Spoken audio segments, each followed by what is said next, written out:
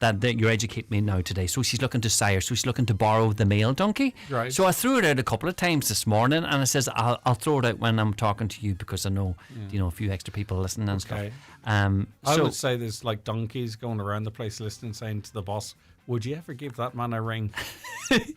Yeah, give him a call. It's been a long, quiet It's been winter. a quiet, cold winter. There was a Margaret there, and Can she I ask a question? Shout. Are all donkeys the same? Does it have to be a particular type of donkey? What's that? I mean, no, look, I'm not an expert in donkey, even though I have a donkey. Yeah, so right? see how all those brown donkeys, are they all the same? They're the same type of donkey, are they? I don't know. I'm sure You know, like there's different horses. Well, there's bound to be different kind of breeds of donkeys too, wasn't there? I don't know. That's what I I'm don't know asking. myself. I'm just assuming. Like, I mean, I know you can get small donkeys and big donkeys, but like, are there loads of different breeds of them? I don't know. No, So she's not looking for a particular breed. No, of but donkey. just a male donkey to sire, is it? Is that what you said? I think it's sire, yeah. Sire, right. You can keep it PC, yeah. PC, right. And Margaret was in touch. She sent me some pictures of her foal, and she had a foal on Saturday, but her male donkey passed away in January. So maybe there's a shortage of male donkeys, I don't know. Jeez, I thought we were overrun with donkeys being given up left, right and centre and all that type of thing. You have somebody looking So they only want a visit? Yeah. They don't want to keep it? No, not to keep it, just to Right, visit, okay. just to stay around for a wee while. All right. I'm sure someone out So there what is a do you male think? donkey. Yeah, there's throw it bound out to be. there. So it's out there now, so thanks. And does the this is donkey- your does- good deed helping me today, so thank you. Does the donkey give the fiver? Or how does that work? Well, I'm sure the lady that gets the male donkey should probably put a tenner in. I'd say the donkey should put in 50 quid, the male donkey. Do you think so? It'd be no, we're not Just to even get a going that spin. route. Just to get a spin out. Different pastures And and you've stuff. got one female donkey. Got a female All right, donkey, okay. yeah. Well, Yeah. listen, it's all good. Let's see, can we get that Well, male that's all donkey? good. Thanks, Greg. Good man. The sire. All right, look forward to seeing you tomorrow. Lee Gooch there back at 6:30 with the naughty alarm clock for Tuesday. It's 9 o'clock. Let's get a news update. It's over to Ryan Brawley. Thanks, Greg. Good morning. The Creasla Community Association has been awarded nearly €1 million in Peace Plus funding. This is part of a wider award of €6.2 million, with funding also going to the Veal Centre in Greysteel, Derry, a non-profit organisation developing health communities. The initiative brings together two communities who have been impacted by tragedy. Funding will support the redevelopment of a community shed in Creasla, and a 50,000 square foot air dome will be installed at Greysteel. 10 people were killed in the Creasla tragedy in October 2022, and 8 civilians were killed in the Rising Sun Bar in Greysteel when it was attacked by the UDA and UFF in October 1993. Magella McFadden, Community Links Manager with the Creasla Community Association, said the funding will also help support new jobs. It will mean that we will hope to redevelop a community shed here for some outdoor markets and events. And most importantly, I think that it will create 3 jobs, 10 jobs actually across both communities, but will create jobs here in Creasla that will allow us to provide more programs and health and wellbeing support, and allow us to just reach a wider area outside of Creasla and hopefully continue to provide wellbeing and support programs. Letterkenny has seen its ranking slip in the latest survey from the Irish Business Against Litter.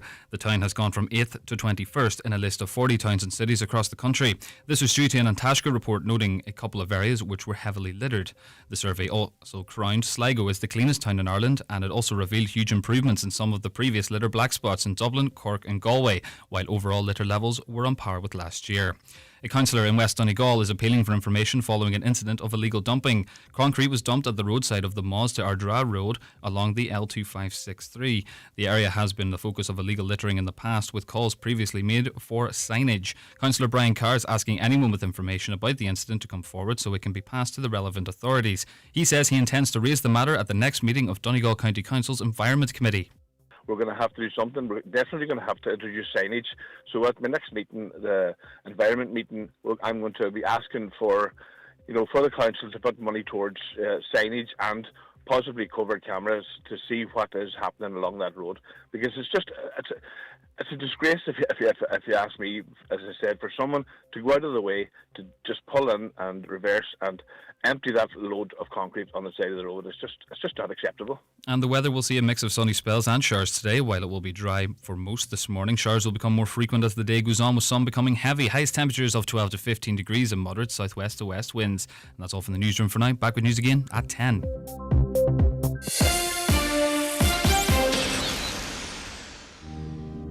Could this work for me?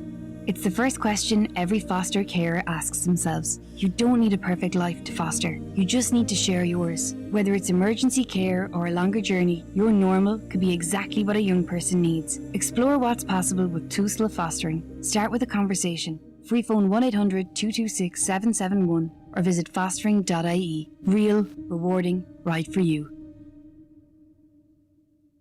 The talk of the Northwest, the Greg Hughes Show on Highland Radio.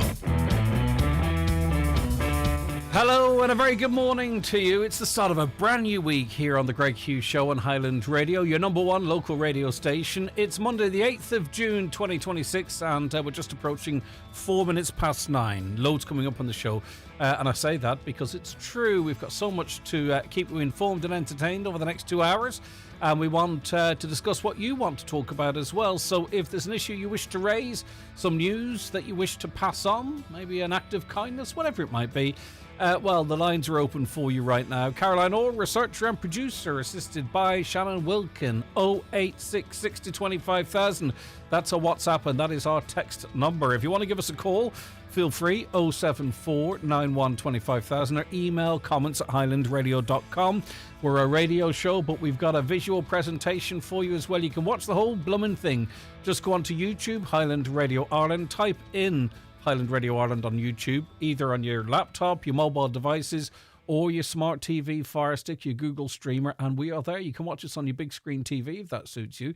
And we're also across the Facebook pages as well.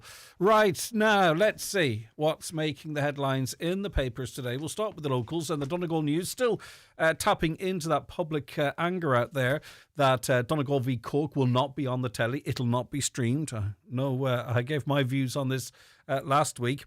RTE and the GEA have been challenged to explain a disgraceful snub amid a TV blackout of next Saturday's Crunch All-Ireland meeting of Dublin and Cork. The county is fighting for automatic qualification to this year's championship quarter-finals in a high-profile contest which marks a first homecoming match at Ballybofey's McCool Park since a €500,000 renovation. But GEA fans' fury was sparked when it was revealed that the biggest Donegal match of the season so far will controversially not be televised on either RTE, which charges a €160 licence fee, or the annual €95 GEA Plus subscription service.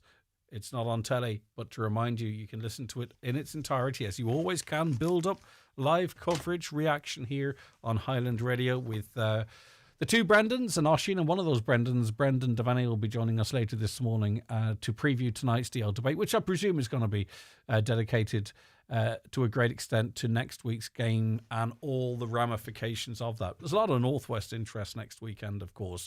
The Derry News reports that the Western Health and Social Care Trust, which currently has 26 identified risks on the corporate risk register, has moved to reassure the public.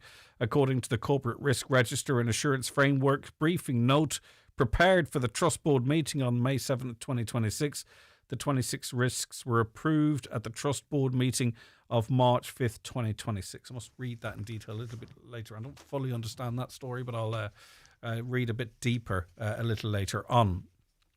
We've discussed Jenny's Law on this programme extensively over recent years, and Justice Minister Jim O'Callaghan, according to the Irish Independent, will publish new legislation this week that will set up a public register to list the names of those with a conviction for domestic violence against a partner or former partner. The legislation is named in honour of Jenny Poole, who was murdered by her ex-partner Gavin Murphy in 2020. She was not aware he had a previous conviction for assaulting a former partner. Mr. O'Callaghan received Cabinet approval in October to draft the new law, and this week the Cabinet is expected to approve the publication of the text of the bill and begin immediate passage through the Dáil and Seanad. So this is going to be a very extensive register. We know the level of domestic violence there is in this country. There's just no doubt that it is epidemic at this stage. Is there any downside to this, or is the fact that we're talking about avoiding potentially people being the victims of domestic violence in the future, does that cover all?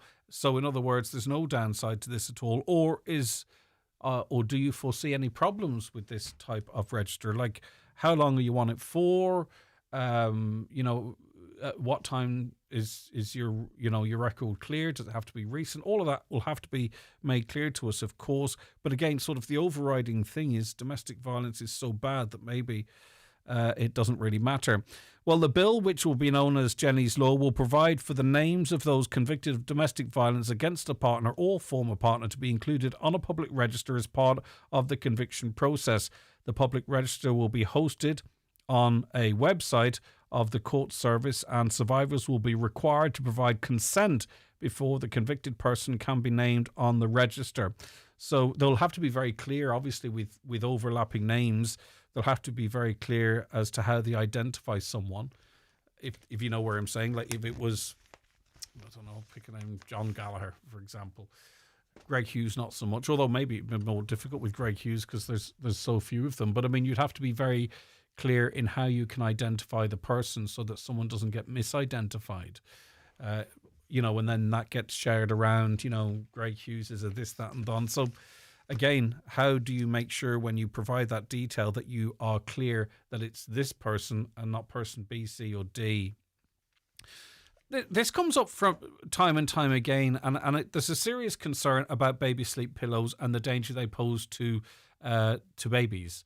And the reason I'm mentioning it again, because, we cover this from time to time, and maybe this is the one show people listen to and they're pushed online or on Amazon or wherever they are, and just to get the message out there to potentially avoid the most awful heartache could be visited on anyone. Well, parents and those looking after infant children have been warned not to buy or use pillows marked as baby sleep accessories, as they prove a risk of death through either suffocation or overheating. The Competition and Consumer Protection Agency has issued the warning after establishing that the products are being made available for sale to Irish consumers, mainly through online marketplaces. It said it had issued takedown notices that have so far prompted the removal of 1,115 listings of these products from AI Express, or is it? It's AI. I've never used Ali. It's AliExpress, isn't it? I've never used it though. Amazon and a couple of others. A spokesperson said CCPC product safety officers continued to engage with online marketplaces to ensure that these products marked for sleep and use in cots with babies were removed. So as I say, this has been going on for years, but you just never know when, you might think you're doing the best thing in the world or making your baby really comfortable because an advert says, but just be really, really cautious and read up, please, if you are a new mum or dad and you see these baby sleep pillows, because they do present a proper risk of suffocation or overheating. Let's not forget, babies aren't very good at regulating their own temperatures, the same as older people aren't. So a bit of controversy from Friday, and it's in relation to a question in this year's Leaving Cert. You might think this is the best thing ever, or you might think it's not right, or you might be nonplussed, you might not care.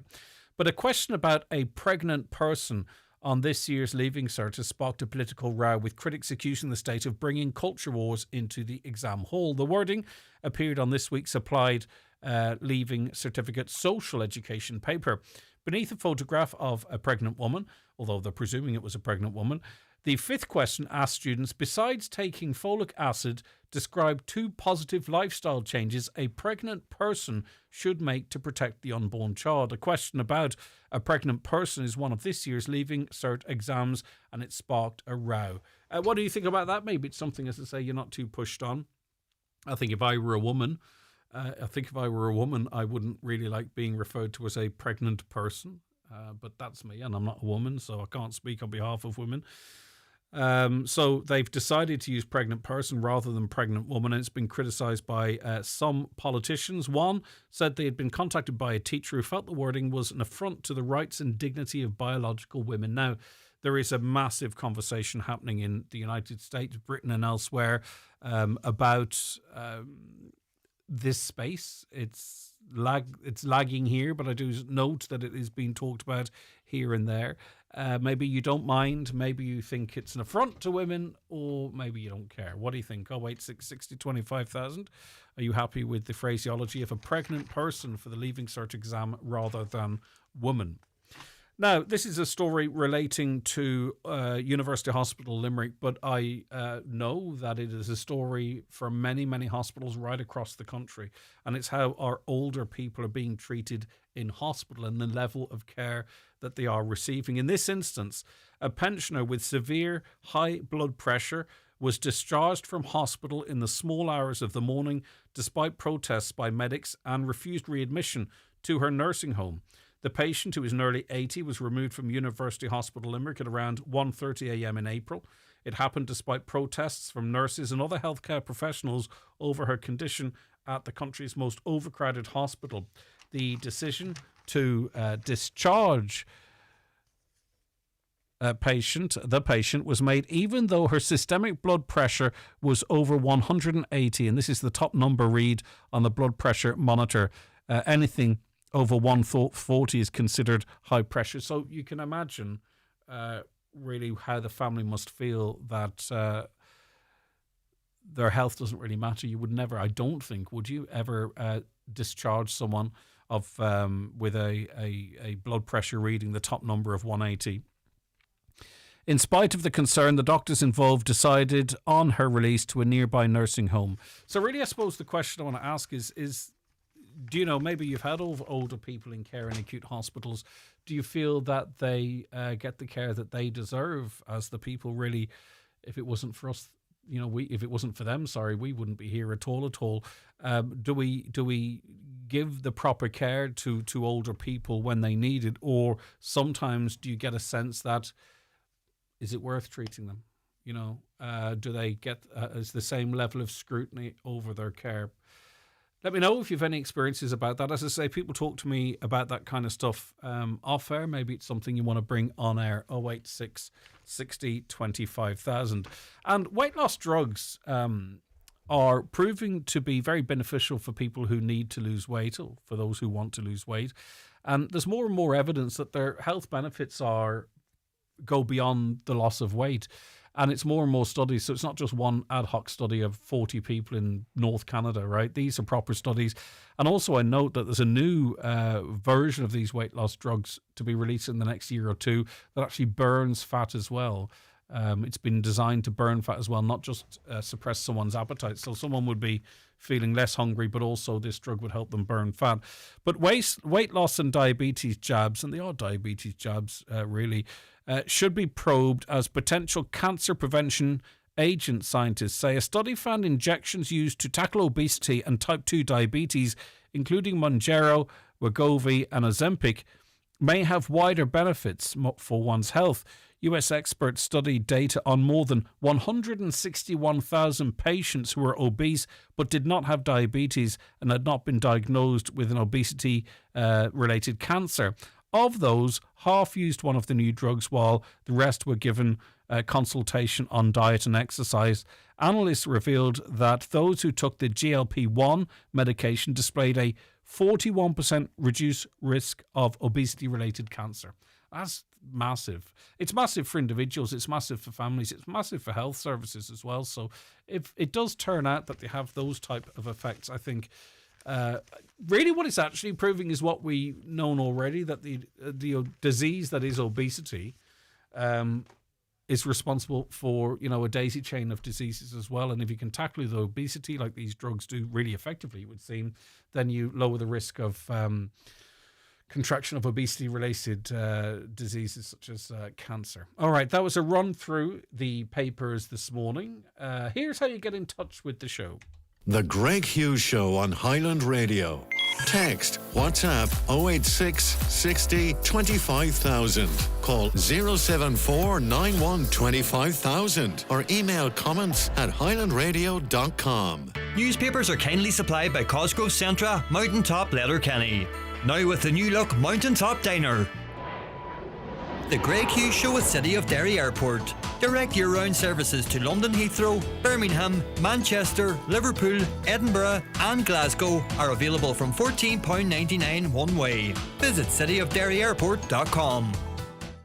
Dad, who's Nissan? Who? Nissan. Uncle Pork said Nissan to show a mighty deal on his cool new car. Nissan. His new Nissan. Uncle Porrig is right. Get 4K your way today. Choose a €4,000 finance contribution or trade-in bonus on a new Nissan Qashqai, Duke, X-Trail or Aria. Nissan. Always a smart move. However you say it. See nissan.ie for details. T's and C's apply. Nissan.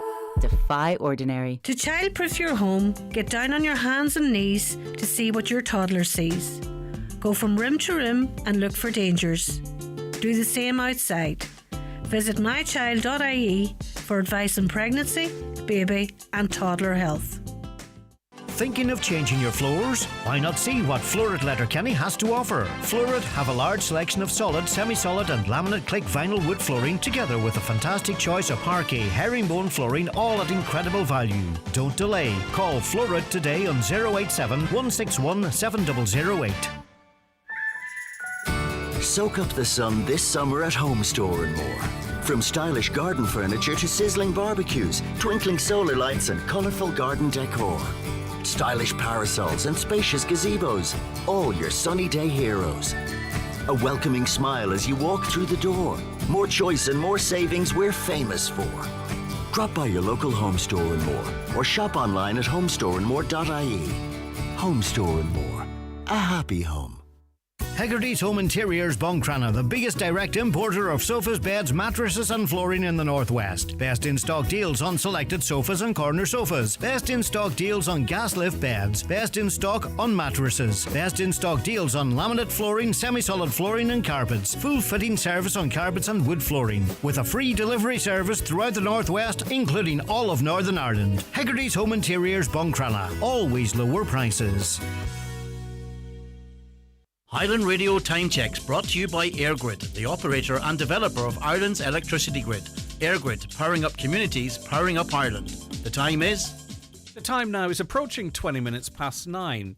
My next guest, first guest in fact today, is in studio with me. It's Siobhan Cullen, Equality, Diversity and Inclusion Consultant, specialising in equality and also works in international protection. Good morning to you, Siobhan. Thank you so much for joining us. Good morning, Greg, and thanks for having me. We're speaking in a broad context, but not least in an Ireland Think survey published at the weekend that showed immigration is now a key concern for 27% of voters, up 7 points on the previous poll. And it's, of course, coming ahead of the introduction of the EU Migration and Asylum Pact, which is promoting a lot of conversation, mostly online. 27% of voters, it's not the majority. What does that figure say to you? Well, I genuinely think that we need to look at immigration in a more positive way. However, it doesn't surprise me that a lot of people have concerns, and some of them are genuine concerns, but I also think there are a lot of misconceptions out there and a lot of myths that are being put out on social media, for example, that are really influencing the way people view immigration. And they have misconceptions that most people coming here are asylum seekers and they're not working. And actually, that's not the case. The majority of immigrants who come here are working with work permits and visas. And it surprises me because the Irish culture, has a long history of emigration. Across the world, I think 10 million people in total. But I do think that maybe the Irish communities are not used to cultural diversity. But are you not doing what those you talk of are doing now? You're conflating a little bit there, because the Irish that generally went away did go away to work, and the majority of immigrants that are coming here are coming to work.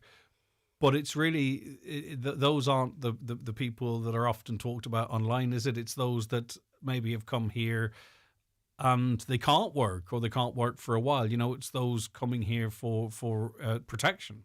Yes, of course. And there are some people coming here for protection. So the majority of people coming here are coming here to work. But the people coming for protection, I think there's a bit of a misconception that we're doing a favour to somebody. We're actually complying with international law and with human rights. and, international human rights and EU human rights. And of course, Irish people over the years, and currently there are 1.5 million Irish people who have emigrated, who are living abroad. And most are working, of course, but some won't be for various personal reasons. I just think we have to have a more positive outlook in terms of immigration and look at the benefits, the short-term and the long-term benefits of immigration in Ireland. Well, there's a lot of negativity about that before people jump on and think this is some sort of a whitewash. Listen, it's good to get a balance and people should hear different perspectives. So what do you think are some of the key misconceptions out there? Well, the ESRI did a survey this year, Economic Social Research Institute, and they found that the biggest misconception related to numbers. So the majority of people felt that there were a lot more immigrants arriving in Ireland than there actually are, and also the work issue. So people genuinely believe that the majority of immigrants arriving in Ireland are asylum seekers. Actually, that's not the case. It's a relatively small number. So I'll give you a couple of figures. For example, from last year, 125,000 people arrived in Ireland. Which sounds like a large number. It was a 16% decrease from the previous year, but 25% of those were Irish citizens returning. So that's 1 in 4. And then 20% were EU citizens. And I think people sometimes forget the fact that we have freedom of movement in the EU. I can go and live in Amsterdam today, and you can go and live in France. And, we have that as part of our EU membership. And yet 51% of those 125,000 people did come from non-EU countries, but not as asylum seekers. The majority had work permits. There's about 16,000 to 20,000 per year who are asylum seekers. So I think that's one of the big misconceptions. And I have actually read those figures out in this program before to try and put some of this into context. The problem also too is that if there is a lot of anger, say for instance, towards those that are coming here, seeking asylum, and you would argue there shouldn't be that anger because it's their right and we've signed up for this. What happens is, and what I've heard from people who have lived here maybe second generation or have lived here 10, 15 years working in local healthcare or whatever it might be, it changes a public sentiment to people who look different across the board. Yes. Do you know what I mean? So in other words, if you, it starts with a little kernel of anger towards immigration. Maybe there might be a crime and that's amplified. Compared to, say, for instance, if it was a white Irish person. But then what happens is everyone who's not white, all of a sudden they can become targets of racism where it didn't exist, 5, 10, 15 years ago. Yes, absolutely. I haven't articulated that well, but you know what I'm trying to say. I totally agree. And, at the moment, the population in Ireland is 5.5 million. 84% of people are from Irish origin. And so the number of people, the demographics are changing, and the number of people who are not from Irish origin originally, that is increasing. And you would think, wouldn't you, Greg, that would increase cultural diversity and raise awareness and actually be beneficial. The Irish have brought great cultural changes into other countries. In terms of, everything from sort of music to other cultural differences. But people tend to be looking at it a bit negatively rather than looking at it in the long term. This is going to be beneficial to the community and, increase cultural diversity. Have we seen, or is there an example, as far as you would see, of a country that we'd be familiar with where that picture that you paint about an increase in people coming in from different countries, creating a more rounded culture? Because if I look at the United States, for an example, there are serious issues with the lack of integration, anger amongst certain groups. In Britain, for an example, you will have certain parts of Birmingham, Leeds, whatever, where that small percentage that are from outside of England congregate and are there. Like, is there an example that you know of internationally where the mixing of cultures actually does add to society, or really, if we look for evidence, does it show really what happens is people end up being in their own communities? We do it ourselves. Let's not pretend otherwise. and we don't really see a fully integrated country. Yes, and I agree, Greg, that total integration is difficult, and we do tend to stay in our communities. And I was brought up in London, Irish parents, and we had a very Irish community, but there was also a lot of ethnic diversity as well. So all my neighbours were from different countries, and that I think changes your perspective. But yes, we do have our own cultural communities, but integration is a really important part of it. And I do think that some of the EU countries that have higher levels of immigration, for example, Germany and Spain and France, have greater levels of integration. There are always going to be incidents, of course. No, of course. Yeah, I understand that. We'd be aware of that. But I think that we need to work towards increasing the integration and enhancing cultural diversity and work away from the racism and start being critical of it. Yes, of course. There is a sense, though, from people out there that to increase diversity and inclusion, it's the largest population that seems to always have to make the concessions. The largest. So I don't want to use white or Irish, yes. or you know what I mean. So in other words, it seems to be, or people feel, and you can sort of counter this, feels that it's the indigenous population that has to cede all the ground.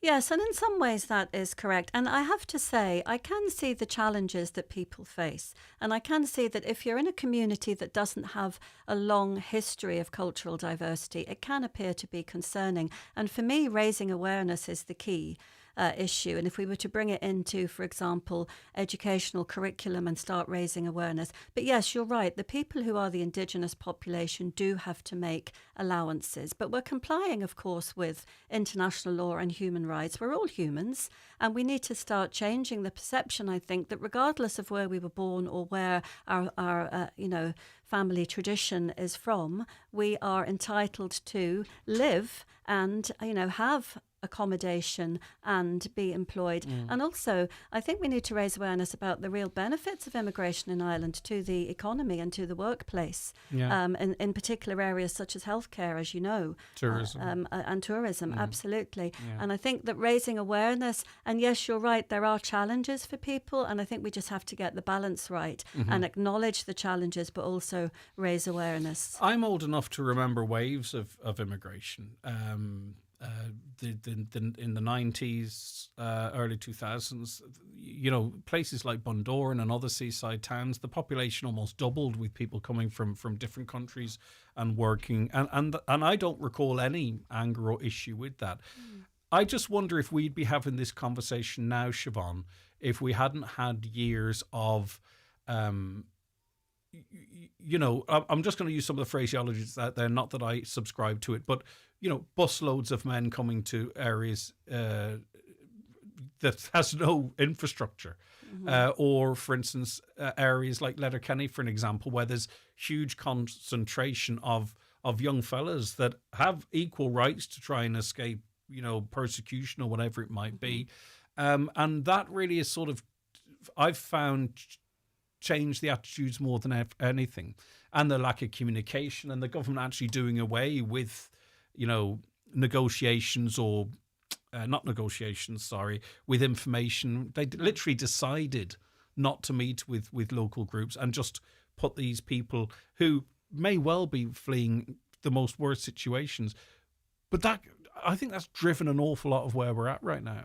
It may well have done so, and I do think you're right. There has been a lack of information and a lack of engagement, and there should be more, and that's about that kind of raising awareness point. But I do think, and you make a good point about how in the past there wasn't that level of racism when immigrants arrived.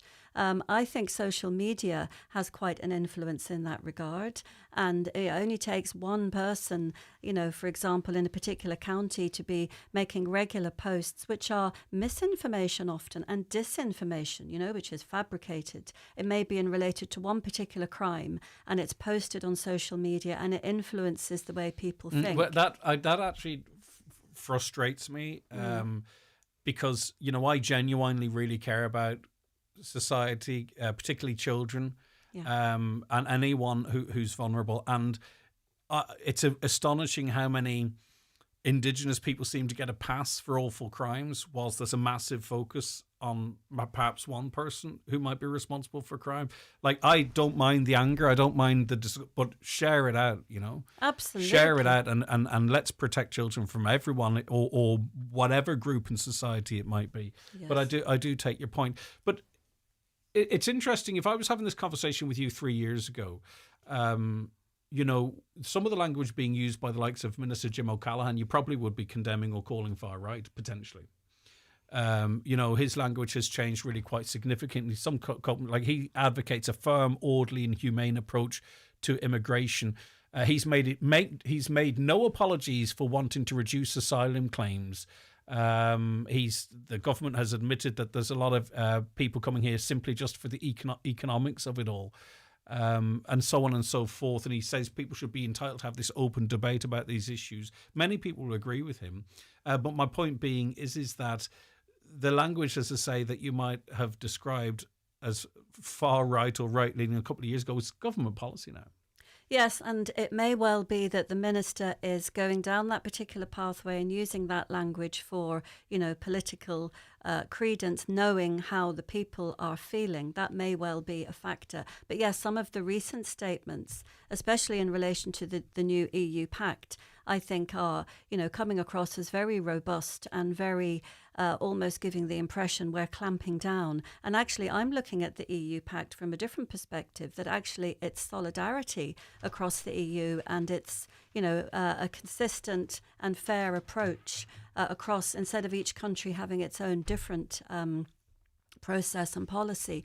So yes, I think there are some concerns about the language used, and that of course is influencing people. And as you mentioned at the beginning, Greg, because I've worked in international protection, I now have great empathy for people who apply for international protection, who are here with their families, for example. And not all are successful, of course. In fact, the majority aren't. But to have lived in a country for X number of years and then have to leave because you've been refused international protection must be quite distressing. So I think that there needs to be more empathy in the language used and in the approach taken. That's not to say it's going to be granted to everybody, of course. We have to comply with the process, but I think we need to change the perception.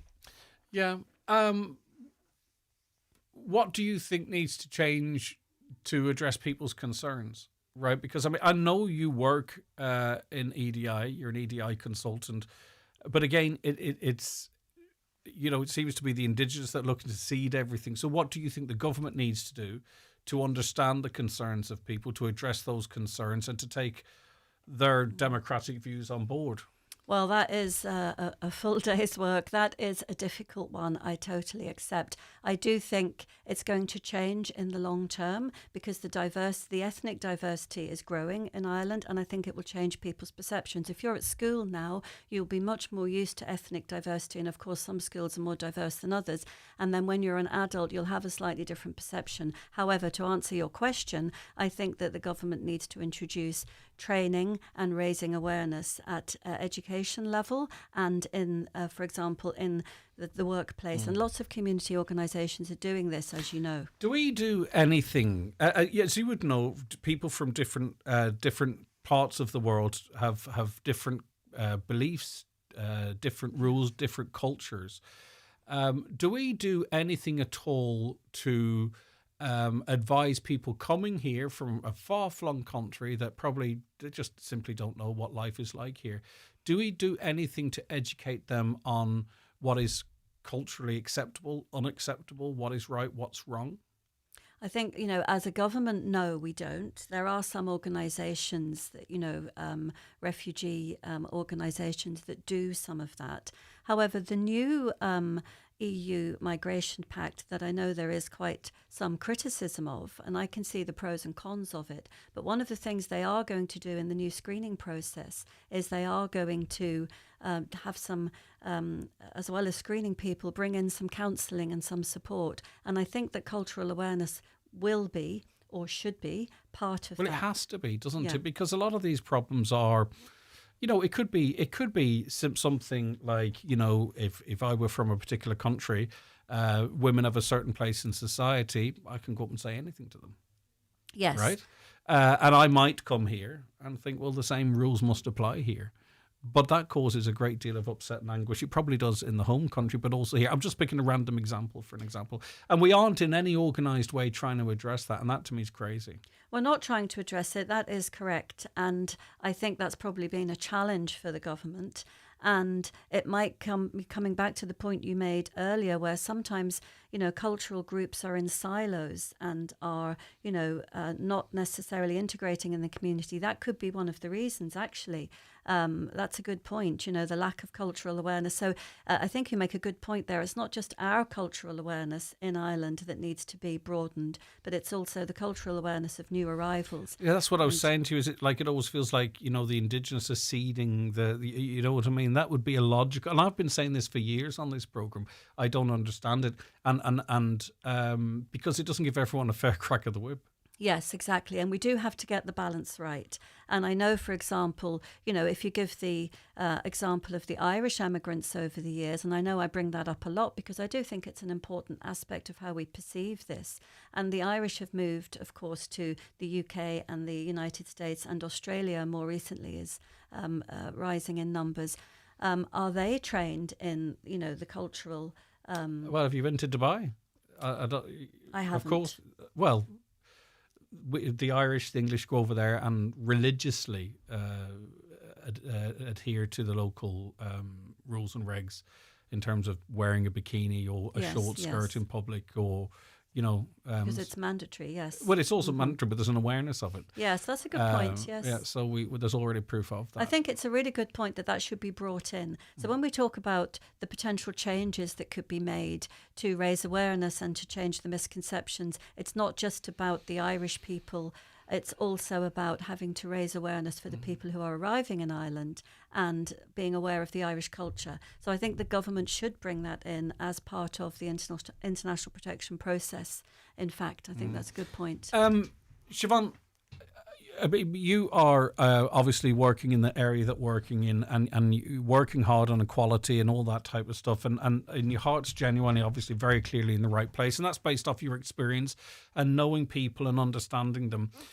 But if the truth be told, I don't see a political party out there that's kind of really, pushing what you're talking of effectively, you know what I mean? And there seems to be a pushback politically, and there seems to be a pushback from whether they're a minority, they're a very noisy minority in terms of immigration and the EU Pact. Do you think you're fighting a losing battle? Particularly in the context of, you can see what the Americans say about Europe's immigration policy, for an example. This is Europe-wide, and we're seeing other countries take. So my point is are we ever really going to see the future that you might like to see, where there is, mass integration and everything's rose in the garden? Because I don't really see that. There's a tide turning. I don't know if it can be held back. I think politically, perhaps that's not going to happen rapidly. Absolutely, I may have to start a new political party for that to happen. I think politically, perhaps not. But of course, politicians, they have to generally align their especially the PR side of it, to what the people are wanting and believing, because they want to be elected. I am surprised, I have to say, Greg, that some parties are not being more supportive. Those that are perhaps, to use the term, more left-wing parties that are not being more supportive. But I genuinely believe it is going to change, because I do think the Irish culture is going to change, because there will be people who are Irish people who are not necessarily white and don't have a long history of the Irish culture, but in 10, 15, 20 years, Irish people will be more diverse. So I think it's going to change. I'm not saying it's going to take that long, but I think the importance should be to raise awareness. Yeah, for sure. I'm not sure I agree with you, but that doesn't mean you're wrong, and it doesn't mean I'm right either. And it's not necessarily what I believe should happen. It's what I believe will happen, if you know what I mean. Tracking the way things are moving all over the place. Listen, it's been a very interesting conversation, Siobhan, and it's good to have a different perspective on all these conversations. And I don't think yours is radical. There's lots of people who agree with you. Just not a lot of people want to say it out loud. Absolutely, and I think people are worried to say it out loud because the general conception out there is perhaps the opposite, and social media now has become a way of criticising people. But I'm happy to say it out loud and you're right, there are lots of people with similar beliefs who are a little bit behind the curtain. So let's come out and say it more would be my thoughts. Yeah. All right, listen, lovely having you in. Thank you so much. Thank you very much, Greg.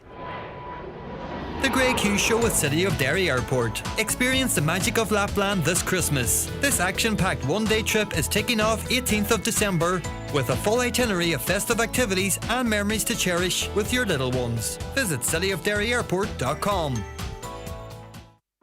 People, you don't need me to tell you, running a business uses a lot of energy, and those costs keep getting bigger. 3 words, SEAI Business Supports. And I know what you're thinking. Sure, that'll take ages. 3 more words, Rapid Approval Grants, so you can start cutting your energy costs in minutes. Now, I can't do it for you. I'm just a voiceover. So search SEAI Easy Wins today. Are you ready? SEAI Easy Wins, supported by the Government of Ireland. Printing. At BizPrint, they take care of it all. Great quality, low prices, and a fast turnaround. Call today on 9177 955 or visit bizprint.ie. Ensure the safety of your team with SafeTech. We have part-funded courses in first aid, people moving and handling, confined spaces, food hygiene, quad bikes, fire warden, IPAF MUPS, electrofusion, welding and machinery cards for Ireland and UK sites. Also delivering online courses like utilities, water hygiene and construction supervisors. SafeTech can deliver group training at your business premises. To find out more, contact safetech.ie today. Rain or shine, Century Complex is your June destination for family fun. Enjoy great food at Backstage Bar and Grill, indoor crazy golf, endless fun in Century Play, and blockbuster movies at Century Cinemas. One location, endless entertainment. Plan your visit at centurycinemas.ie. McCullough Jewellers in Letterkenny are synonymous with fine jewellery, quality watches and giftware. With stores at Main Street, Letterkenny and the Letterkenny Shopping Centre or online at ormccullough.com. You can choose from their quality product range in a relaxed atmosphere, and their sales staff will be happy to help you make the right choice, whatever the occasion. McCullough Jewellers, making moments magical for generations. Welcome back to the programme. A lot of you messaging in on that last topic, as you can imagine. Can we talk about the cultural differences in small communities? Some cultures don't appreciate women or like how we dress. How will these cultural differences affect our rural communities? A question I did put to Siobhan as well. More women in public life would mean more diversity. Why are diversity officers always foreigners, which is patronising? Don't conflate historic emigration from Ireland with immigrants coming to Ireland, as they're being brought here to replace Irish workers who emigrated because of poor wages and bad working conditions. Some of that's true. If you look deep dive into the figures, some of it isn't true as well. There's a lot of the jobs that immigrants are coming in here to do that you can't actually get Irish people to do, and that's a fact. And I know because I've spoken to people in the industry, but a lot of what you say there is true also. It's one of the biggest issues is the lack of mixing. The individual communities tend to keep themselves to themselves, says the listener. Therefore, there's a lack of understanding of their traditions. You see it all the time. One type of community moves into an estate, and as soon as another house becomes available, the same community buys it, often leading to a high volume of them in one place. We do that too when we go away. But where we go, generally, with the exception of maybe the UAE, there's not a huge cultural variance. So if we go to America, very similar culture. We go to Australia, very similar culture. And I did ask Siobhan straight out, give me an example of where, society has fully integrated. So I made your point to Siobhan as well. Greg, where does that woman come from? Irish people went away and had to work hard, didn't get anything for nothing, but these illegal immigrants who come here get well looked after. Irish people, says the listener, are paying for all of these immigrants. Europe as a whole is, but I take your point. She's continuously conflating immigrants with asylum seekers. It has nothing to do with the Migration Pact. 80% of PPSN numbers issued to asylum seekers over the past 10 years have never worked, according to the Department of Social Protection stats. The Migration Pact means asylum seekers must be provided with accommodation on arrival. This is while 17,000 people are long-term homeless. I'll just point out many of those 17,000 people are non-Irish, if the truth be told. The Migration Pact is a law we've unnecessarily opted into, so it's not complying with international law. Another morning, Greg. Too many migrants coming into this country. We do not have enough houses, school places, doctors' appointments, etc. Bring our Irish doctors and nurses home, pay and give them decent conditions. Our young people all leaving because of government policy. Let the Irish people have a referendum on immigration. Thank you. Another, your lady speaker says, and I quote, people are looking at it negatively in relation to different cultures coming in. That's ignorant. The Irish love all cultures, but it's the lack of respect by a government throwing them in without assessing needs to healthcare and education. And on top of that, taxing the hard worker and paying those that don't work or don't want to quite well in terms of social welfare payments for themselves and their families in whatever land that may be. That's what makes that comment ignorant, and more coming in. And I think it's really important, and we always want to be a space on this programme, certainly, where we can talk about these issues in a way you will find it difficult to hear on other radio stations, where all different views are there. We might not agree, but we don't, and listeners haven't descended into, really dramatic comments. Let's have this. This is coming. We have to talk about it. Right, previewing DL debate after these. The Greg Hughes Show with City of Derry Airport. Take her easy from City of Derry Airport. Enjoy savings on EasyJet holidays. City break packages to Edinburgh, Liverpool and Birmingham this summer. Visit cityofderryairport.com. Pádraig McGinty here from Apex Hearing in Letterkenny.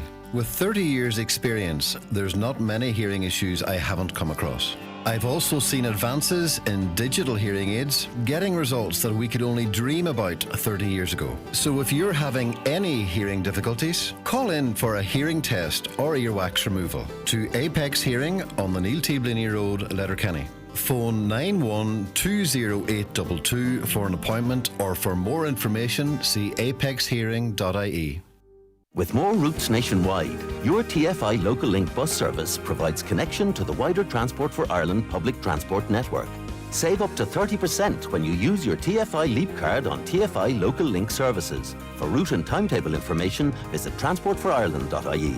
We're Transport for Ireland. We're Transport for you. There's bingo every Monday night at Halfway House Burnfoot. Doors open at 7:30 with eyes down at 8:30. €2,500 must go. The snowball is now €3,300 on 45 numbers or less. If you're not in, you can't win. That's Halfway House Bingo Burnfoot tonight at 8:30. Keep your car running like new at Shane Connolly Cars, Donegal Town. We service all vehicles, including hybrids and plug-in hybrids, using quality products and the latest diagnostics. Finishing every service with a free car wash. Relax in our waiting room with Wi-Fi, tea and coffee. And ask about our cover car options. Book your service today at Shane Connolly Cars on 9175783.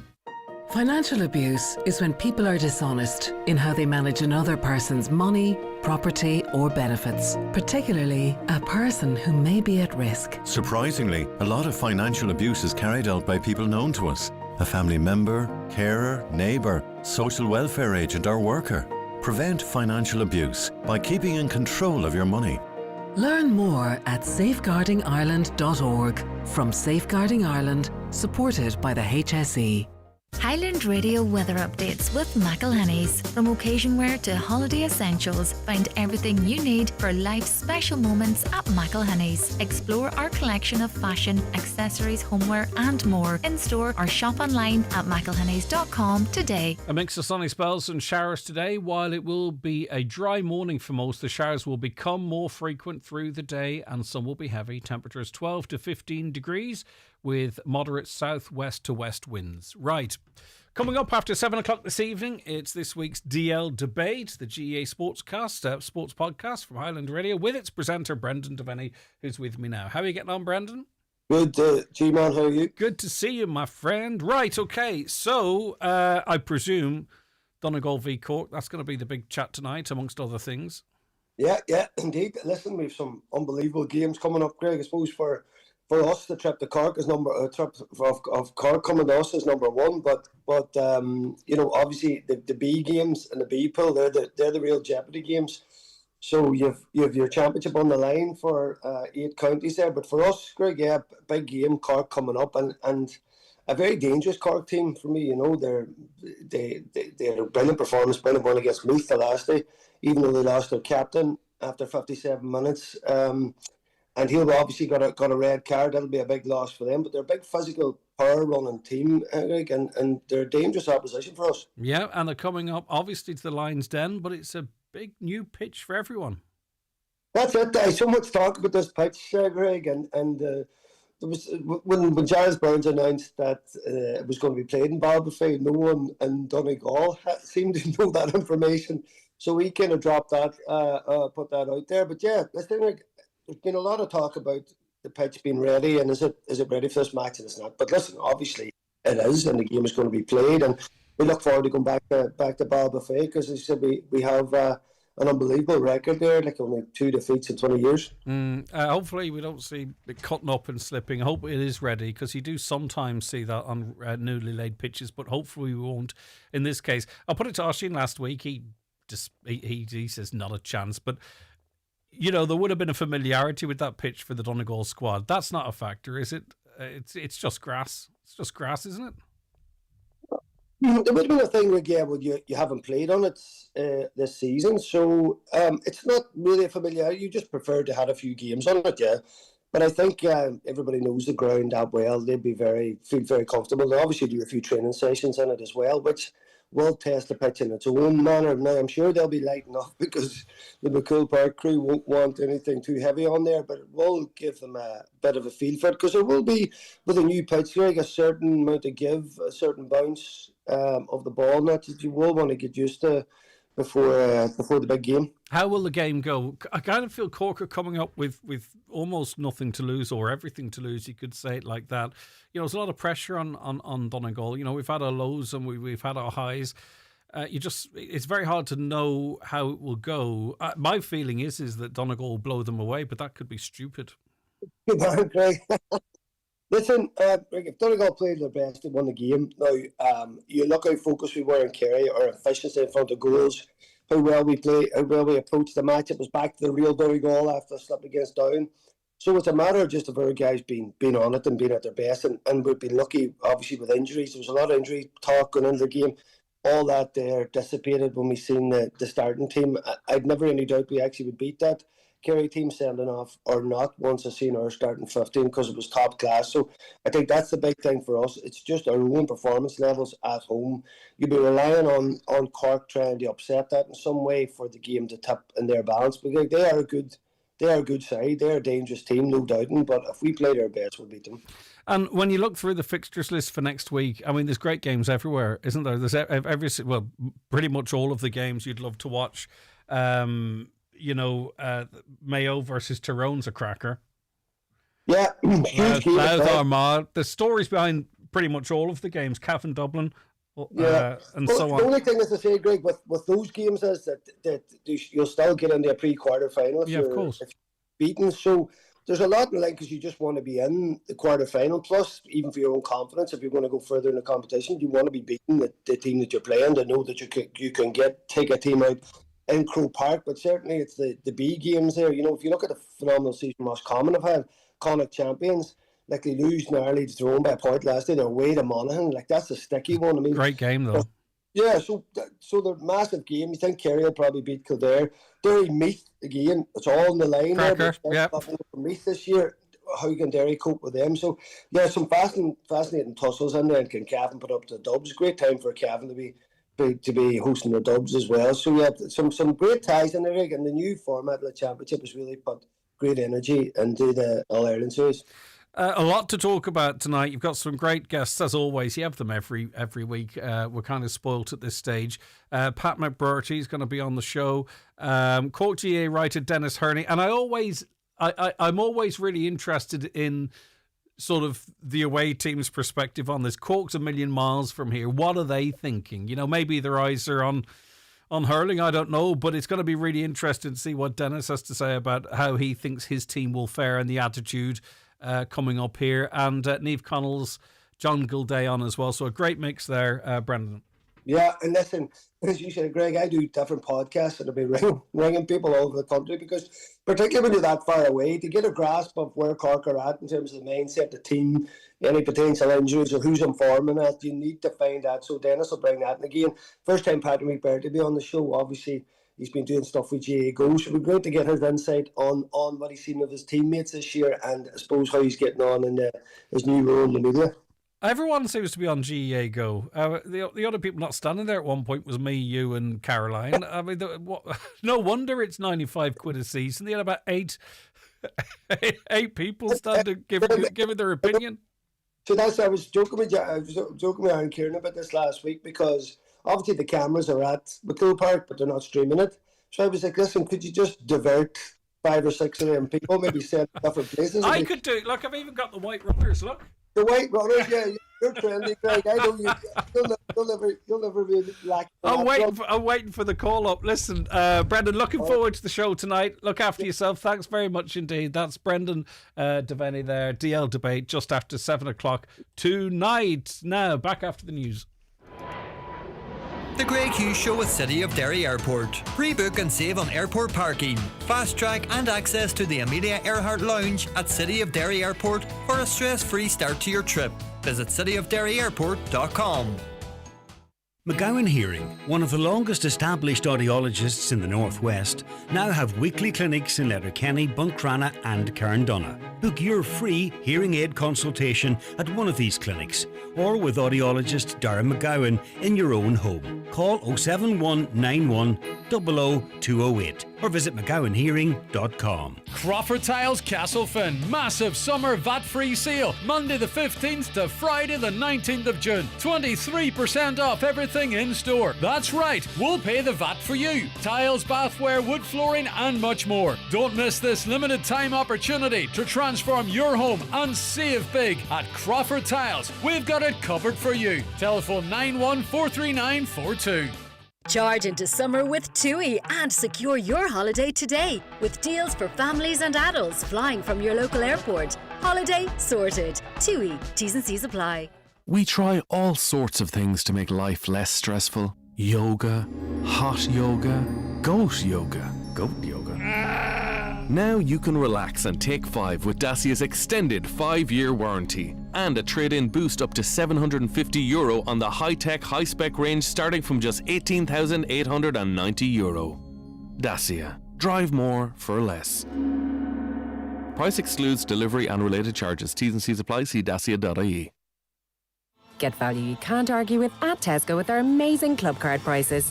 Bring the family together with 3 for $2 and over 50 selected finest and fire pit barbecue meats. Choose from extra crispy smash burgers and delicious made-for-sharing hoisin chicken kebabs from our fire pit range.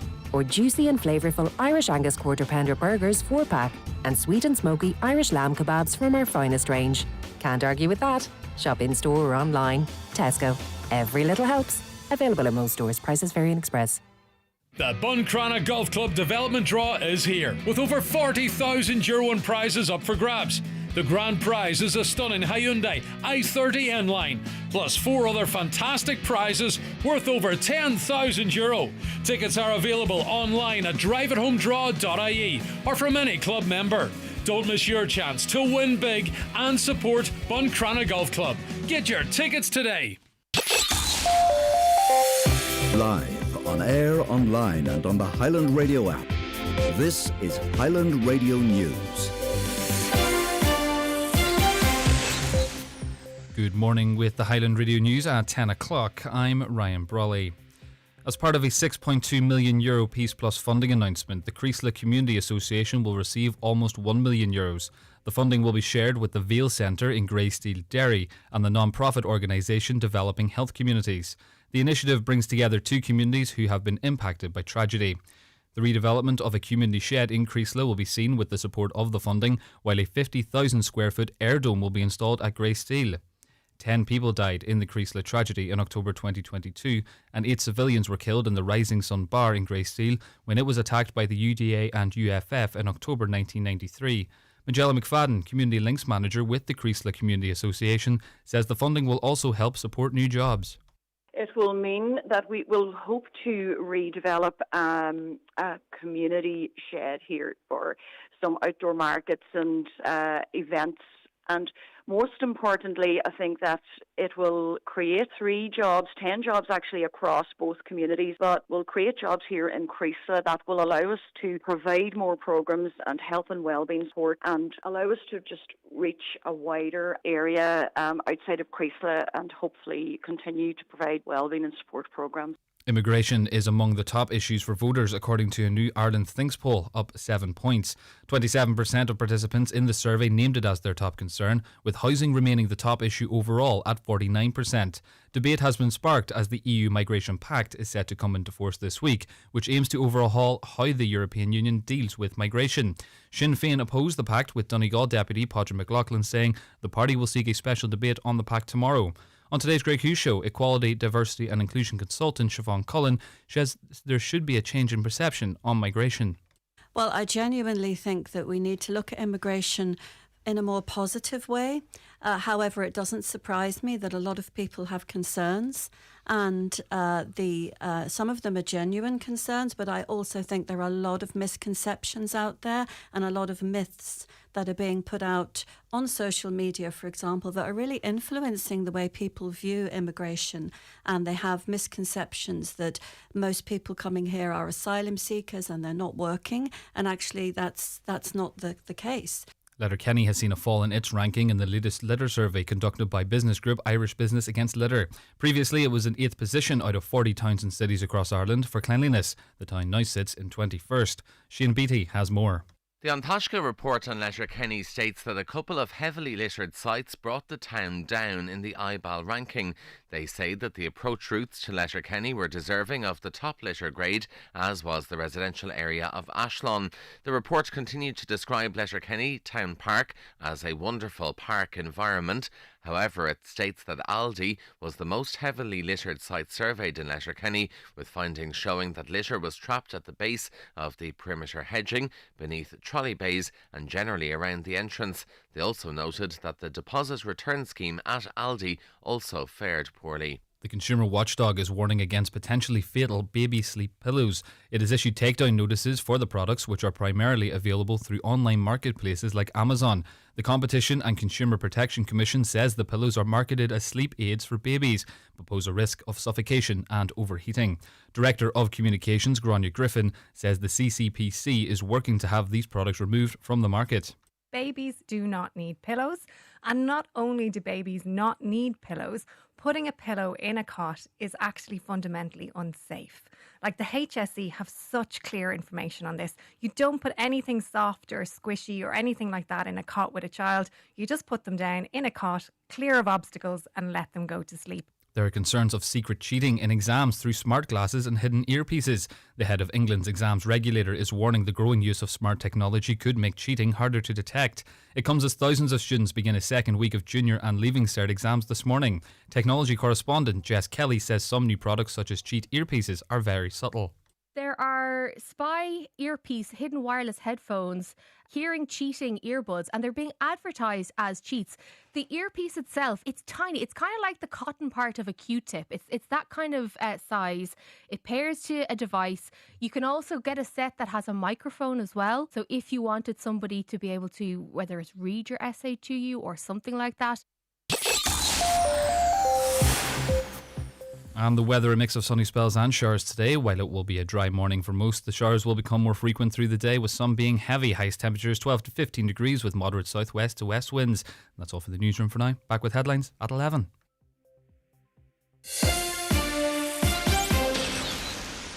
The obituary notices this Monday morning, June the 8th.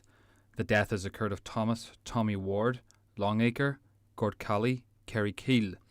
Removal from Eternal Light Funeral Home, Carnamugga, Letterkenny today at 5 p.m.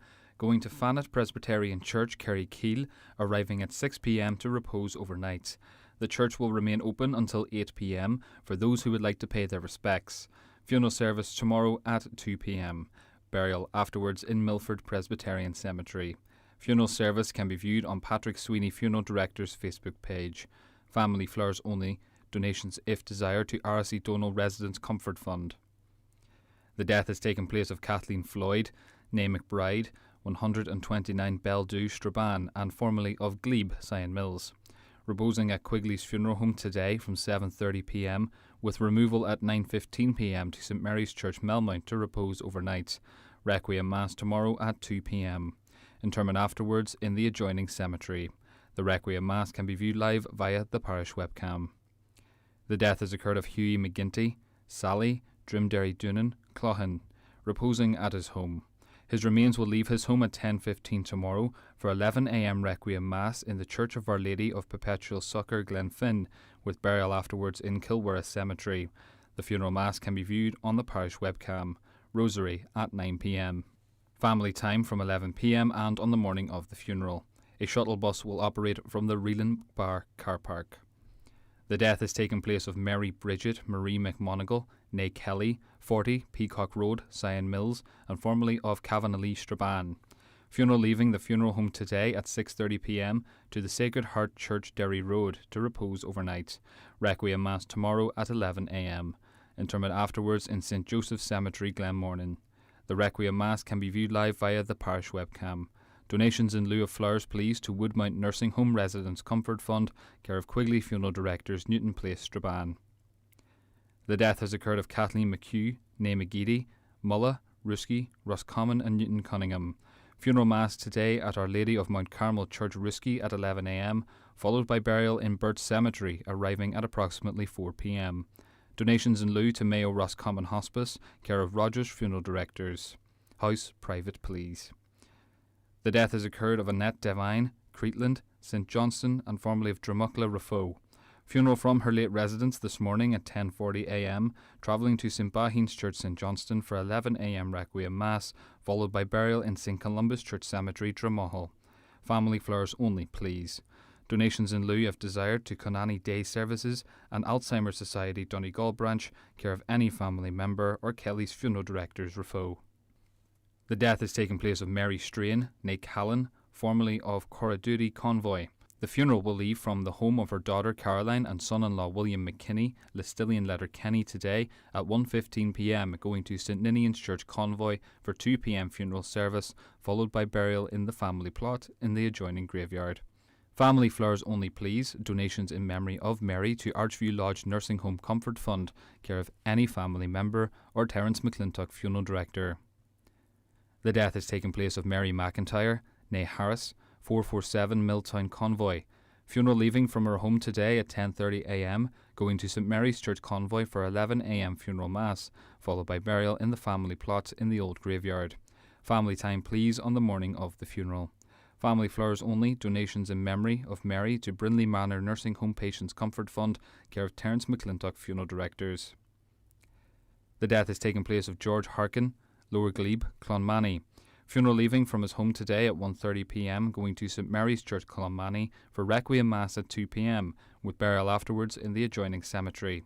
Family flowers only, please. Donations in lieu, if desired, to St Columkill Village, care of any family member or Comiskey Funeral Directors. House private to family and friends only this morning. Funeral Mass can be viewed on churchservices.tv. The death has occurred of Jeremiah Maya Carr, Old Town, Fonid. Requiem Mass today at 11am in St Mary's Church, Fanavolti, followed by interment in the adjoining graveyard. Family flowers only, please. Donations in lieu, if desired, to Letterkenny University Hospital Patient Comfort Fund, care of any family member. The Requiem Mass will be recorded and will be available to view on the McAteer Funeral Directors Facebook page later this afternoon. For family information and more details regarding wakes and funerals, please go to highlandradio.com.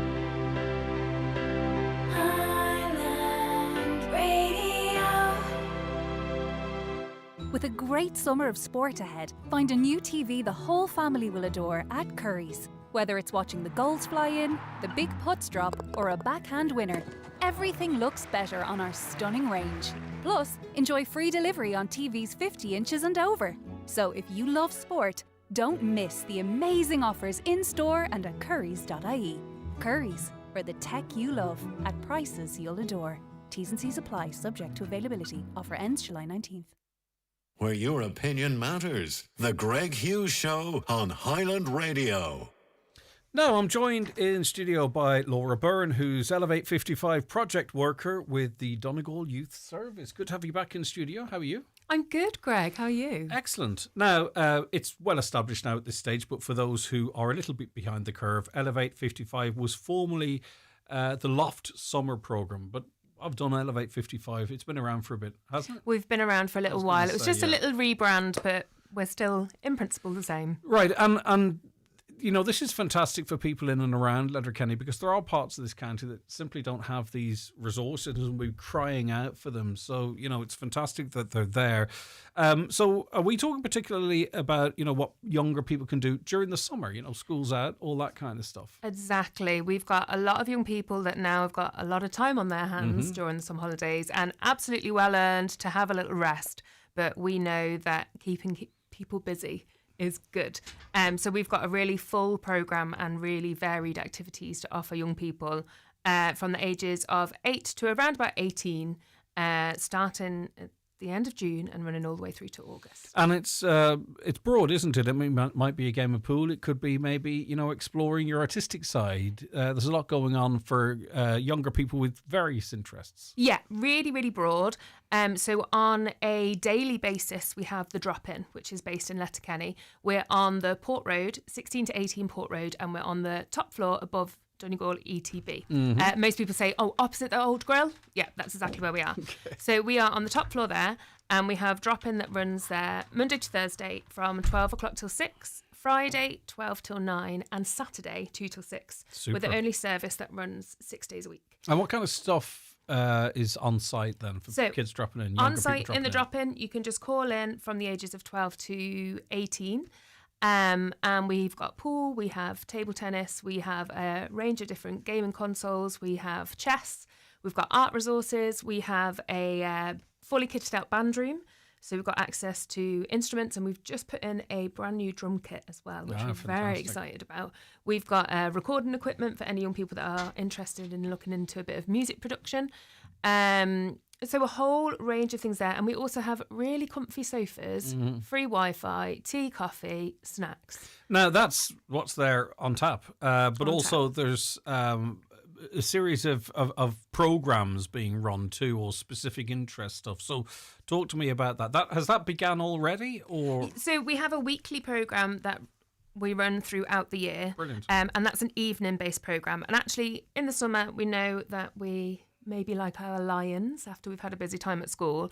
I'll be interested now to see what time it starts. We talk about lions. So our evening programmes kind of start from between 5 o'clock and 6 o'clock. Good, yeah. And we run those 6 nights a week. So on a Monday, we have our group, which is a social group for young people with autism. That runs from 6 o'clock till 8 o'clock. And we also have a girls' wellness group, and they meet from 5 o'clock till 6 also.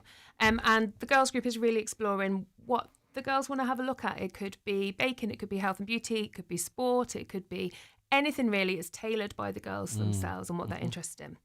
Tuesday, we've got basketball out at the Aura from 5 o'clock till 6 o'clock. It's very competitive.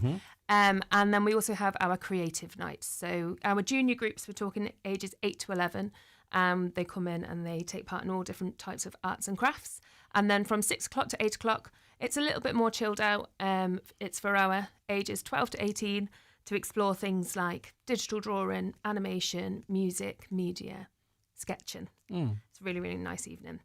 Wednesdays, we've got football, again, out at the Aura from 5 o'clock to 6 o'clock. That's for ages 14 plus. And then a group called Worldwide Voices, which is a group to bring young people together from all over the world. We have a big world map in the youth service where young people have been mapping out where they're from, and the diversity of the young people that come into the service is phenomenal. So from 6 o'clock till 8 o'clock, well, we've got Worldwide Voices. And on Thursday, 6 till 8, we have gaming night. So we know and we hear from parents a lot about the concern regarding gaming and isolation. So we put gaming into a social platform, get everybody together. We've got that tea, we've got that coffee, we've got that social element, but there's young people gaming with each other on all different types of consoles as well. We've got some retro consoles I in there. understand parents' all sorts. concerns, and they're very accurate. And of course, they're on about in-person stuff. But gaming online is incredibly social.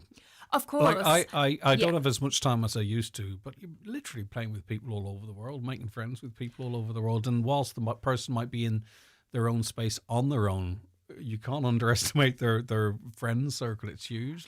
But I know parents want face-to-face stuff. It's that, and it's also the supervision. So yes, gaming online is fantastic, and I agree with you. And I think that there's so much that young people can reach through that way. But there is also that concern around supervision, and that's where bringing it into that social platform, just one evening a week out of 7, and it maybe can bring you out of the home space as well. That's so there's your gaming opportunity and there. Mean the young people that have got a shared interest. Sometimes young people feel like, I'm the only person that's interested in Dungeons and Dragons. I'm the only person that's interested in Zelda.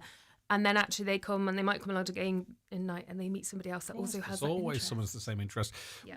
Let's talk to parents and guardians of children that they want to see, young people that they want to see get involved, but they might be a little bit shy, or they might be hard to encourage. They know they'd grow from it and make new friends. It'd be fantastic for them, but they can't get them in through the door per se. Now, I don't mean kicking and screaming. I mean, with the appropriate, you don't want anyone doing something they don't want to do, but they'd like to do it, but they're a little bit socially nervous or something, right? Because I want those young people to get in there and grow as well, right? We want that too, yeah. Is in terms of an induction or how you might work with a parent or guardian, is there anything in there to sort of encourage those young ones across the door? Absolutely. We're really person-centred, and the most important thing that we say to parents is lift the phone and get the ball rolling with us. And the thing that we really focus on is meeting the young person where they're at. So some introductions with young people, it can start with sending them videos and pictures of our space so that they have some kind of familiarity of what the place looks like, where it is, how do I get there, what button do I have to press if I need to buzz at the door, if the door is locked over, because we have a little magnet on the door at times. So it's looking at where the young person is at and what will help them break down that first barrier. We go out and we do house visits for young people to give an introduction into our service for them to, if they're not ready to come out the house, then we'll go to them. We'll have a little introduction, and have a conversation. And perhaps in the majority of cases, it is just a little bit of social anxiety. I mean, obviously there can be other things underlying, but sometimes it's that boy or girl that they're just a wee bit shy. Yeah. So it's lovely that and you our have role that. there as the youth workers and staff that are there is to be that familiar face. And if we have to take that familiar face out of our service first to meet that young person to then help to bring them in, but history then that's how we'll shows go. that you see the person evolve as soon as they actually do get in there and become the and you've went through some of the programs there.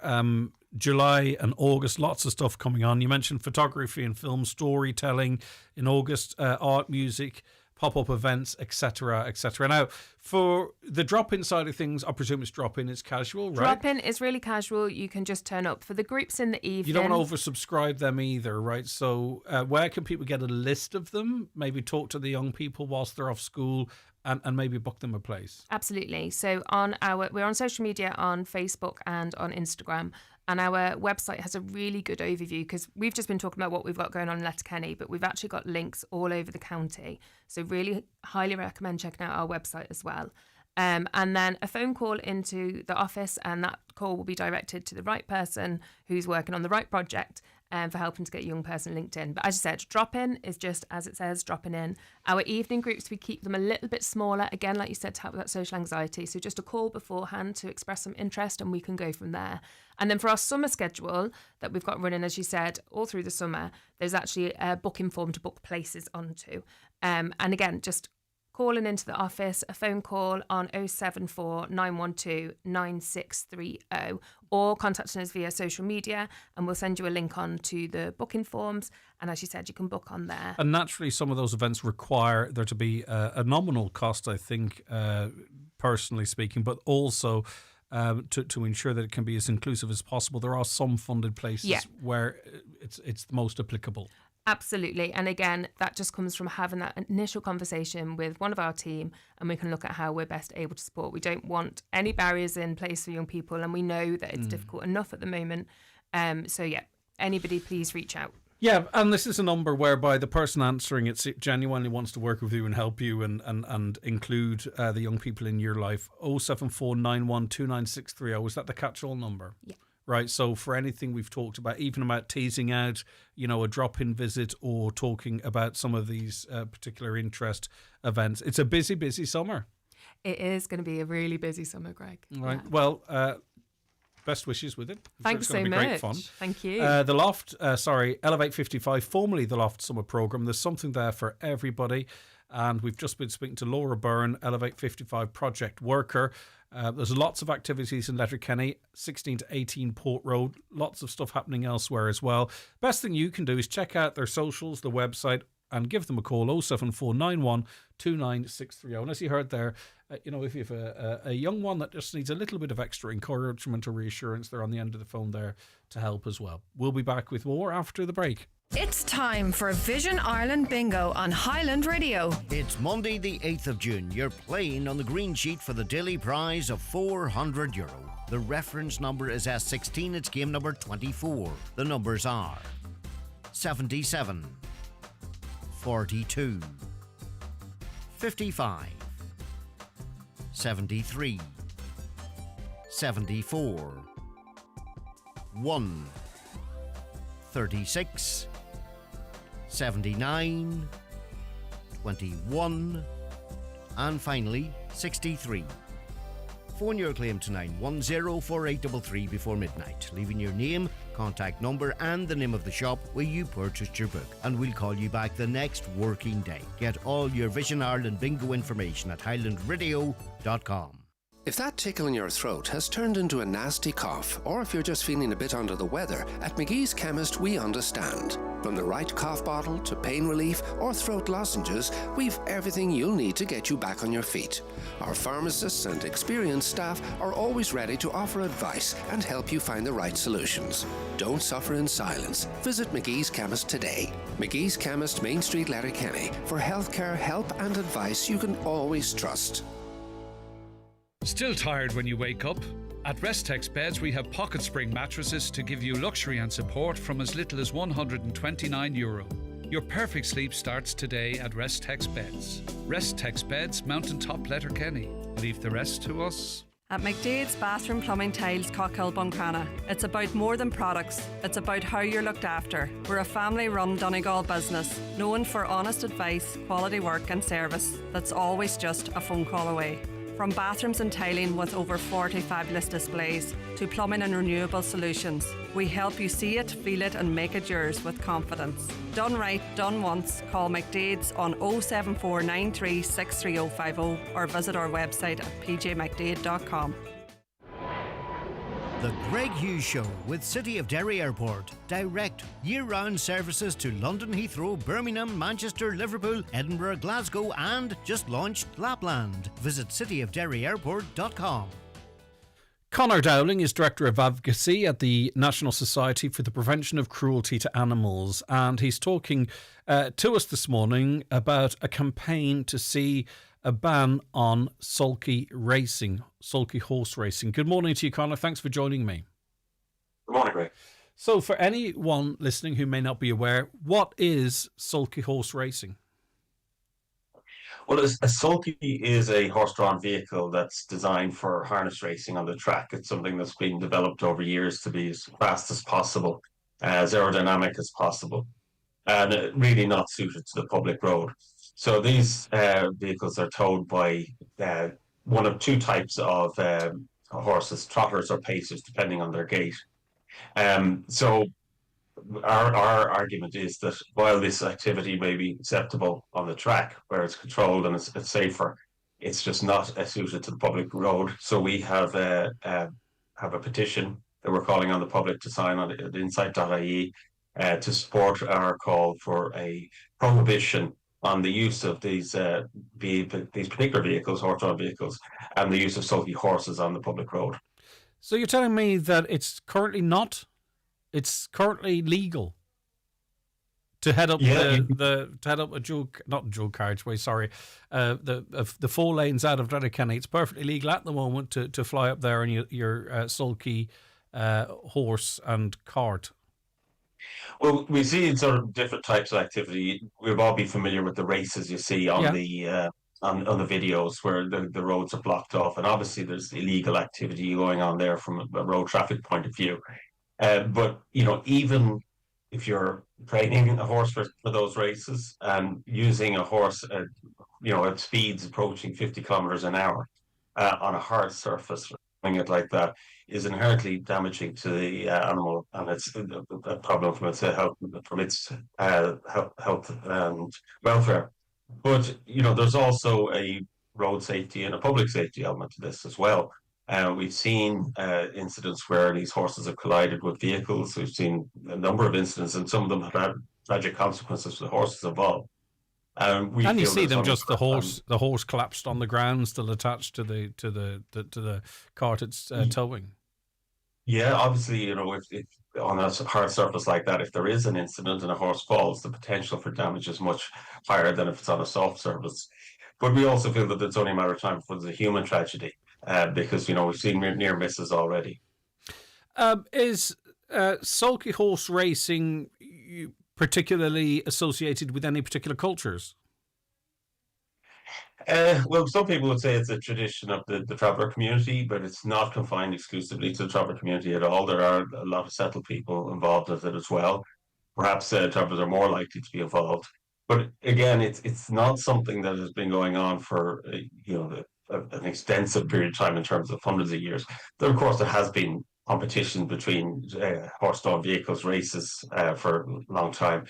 But when you look at the sulkies that we see now, the modern ones, they're unrecognizable from the vehicles that were used 70, 80 years ago even. And you can watch videos on YouTube of how they've evolved for the racing on the track, and they've been streamlined and just, of course, with new materials now, new metals which are more lightweight, they can just go faster and faster. So in the first instance, Conor, I mean, we have an old saying up here around the Donegal Rally, keep the race in its place. Is that part of this effectively, that you're not looking for sulky horse racing to be outlawed altogether? Do it on an appropriate surfaces in appropriate places? Yeah, I mean, harness racing is hugely popular in other countries. In Sweden, for example, it's much more popular than regular horse racing.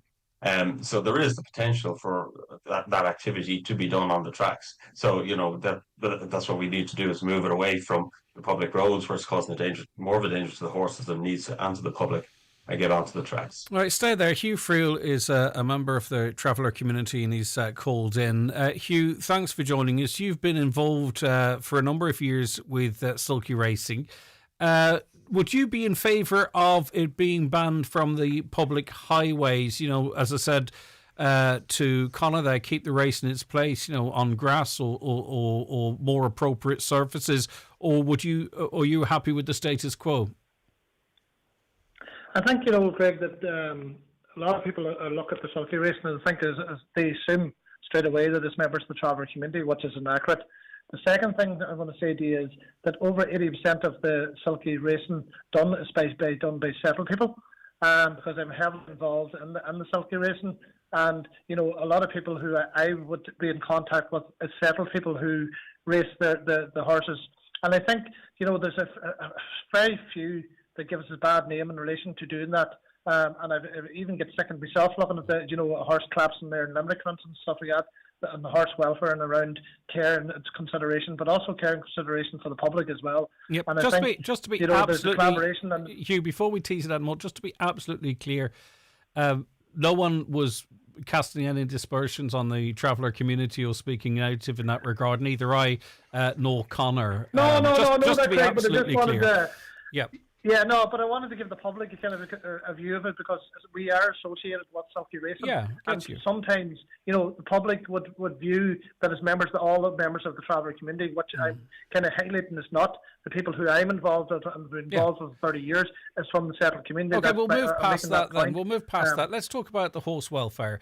It's not appropriate on finished surfaces, hard roads, in terms of the welfare of the horse, the danger if one were to come off, and vehicular traffic on those roads. You can't be surely in favour, Hugh, of allowing roads to be closed off for races or not closed off for races on public roads. You can't be in favour of that, surely. No, I'm not in favour of that, but I do think there's a history and there's a legacy of the horse and the sulky and the racing on the road, and we've been doing it for, if you look at West Cork, for instance, Craig, and I think people doesn't know kind of the history of the sulky racing in Ireland. And like if you look at West Cork, it's an old tradition. It's run for over 150 years in West Cork, where the council, the local authorities now closed the road down. They closed Bandon, if you know Bandon town. They closed the road got out of Bandon for the morning's racing there's a committee set up and all that there. So I think that if it was done appropriately and done efficiently, there'd be better I suppose negotiation with the local authority and to make it kind of more appropriate. And like we've raised like hundreds of thousands to charities over the years as well, like the local hospice here in Letterkenny. We've given money to Crumlin Hospital, like I mean maybe 100,000 or something, get 80,000 to Crumlin Hospital in Dublin. Like the Ringsend Trotting Club in Ringsend as well, they've raised over 140,000 over the last 20 something years and given to various different charities. So I think we've and the other side of that coin is that we're very charitable when it no comes doubt to that. about that. Listen, Hugh, no one's saying no um, one's saying it's bad people involved in it. It's just whether the practice is is suitable for 2026 and for the animals involved. But I take your point, but no one's saying these are bad people. It's just the debate is whether or not it should. Sometimes, Greg, the community that I've been involved with, people paint a bad picture in relation to what's going on in it. And I think, if you look at Sulky Racing Ireland, the documentary, the horses, even the veterinary and Les Dell now was saying that them horses is looked after to precise condition, and even my own horse. My grandson has a wee horse, and it's more about that as well, about one's mental health as well, and it's in your blood. It's something you can't help. You just can't pick it up off the ground. It's something that you can't help either. So stay there, Hugh. Conor, Hugh makes a compelling argument there. Well, just a couple of areas. I agree with Hugh, and I already said, this is not an activity that's confined exclusively to one community. So don't it to be portrayed or interpreted that it's directed at a particular community. It's a practice itself. The traffic around the horse obviously is a huge problem if it's conducted on an open public road.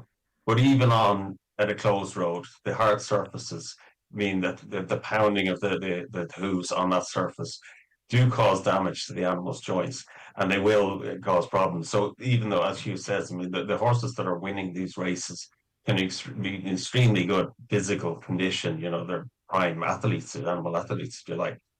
But it's going to be relatively short because that continuous pounding on that hard surface is going to cause damage to the joints and ultimately affect the well-being of the animal.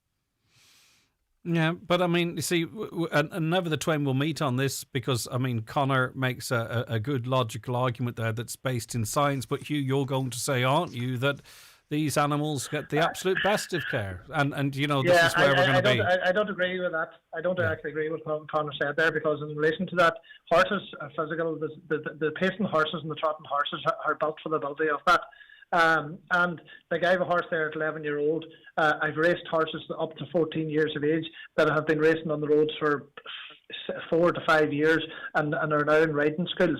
And I think that, we sometimes compare that to saying that the horse gets damaged. If a horse has an issue, any of my horses, they go to the vet straight away. And, a lot of the horses will be bandaged, they'll be well looked after, they'll be rubbers under the feet.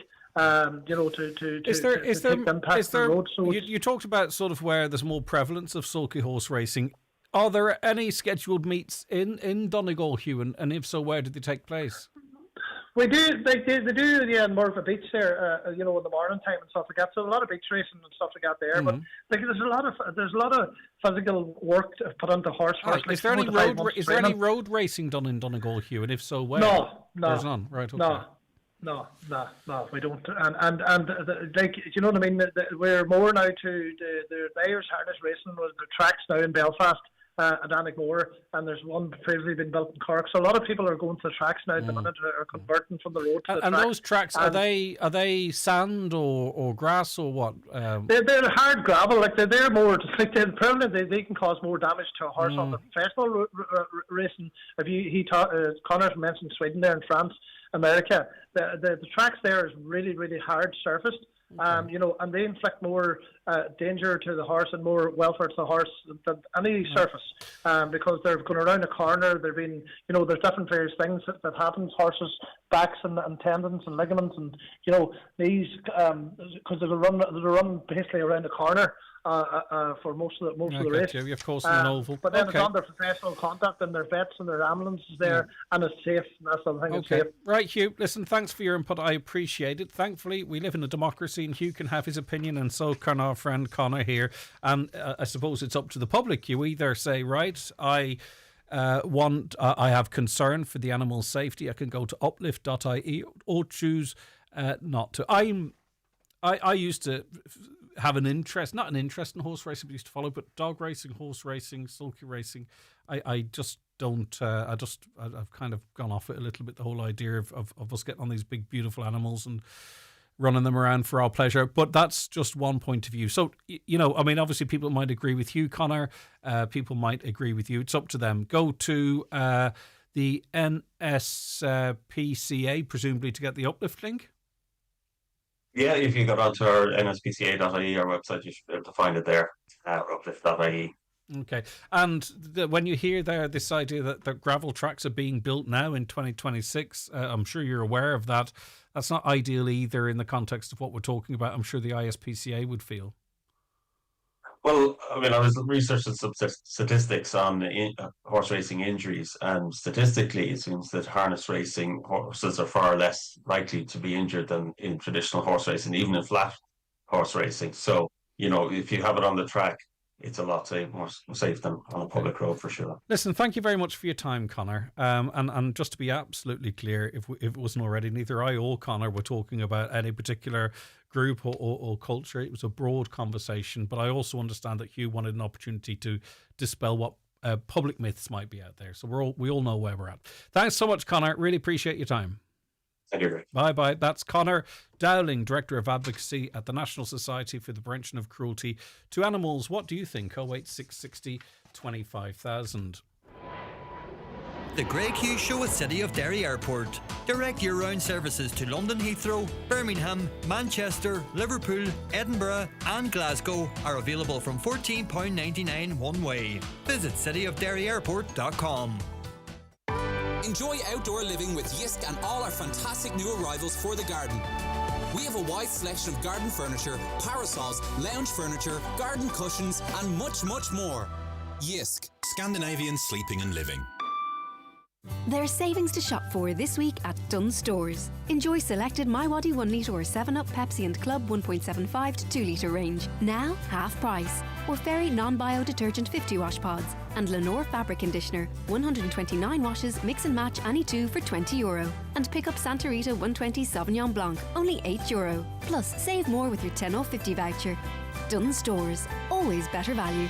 Terms and conditions apply. Vouchers can be used in next grocery shop. DRS applies. Excludes alcohol. Please drink sensibly. If you're a Donegal home or business owner tired of high heating bills, there's a local team ready to help. Efficient Renewables design and install tailored heating and solar solutions across Donegal. Real savings, real expertise, right on your doorstep. Hundreds of your neighbours have already made the switch. Call into our showroom in Newton Cunningham, talk to an expert and see the technology for yourself. Or call 074 9708 320. Efficient Renewables, Donegal's energy experts.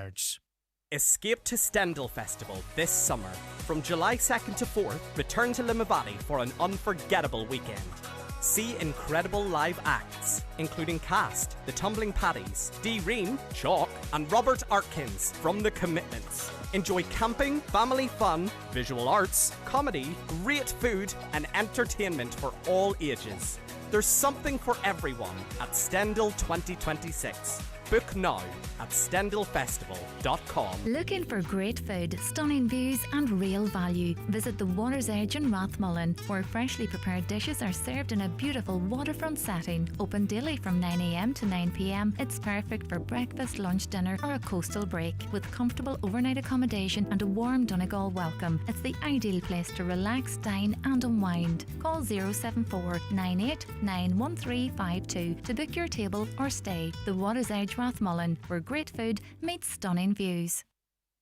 Now, very busy on the text line as always, which never goes underappreciated. A caller says, last year Micheál Martin himself stated that over 50% of those here claiming international protection Yet your guest ignores the elephant in the room by talking about legal immigration on par with illegal.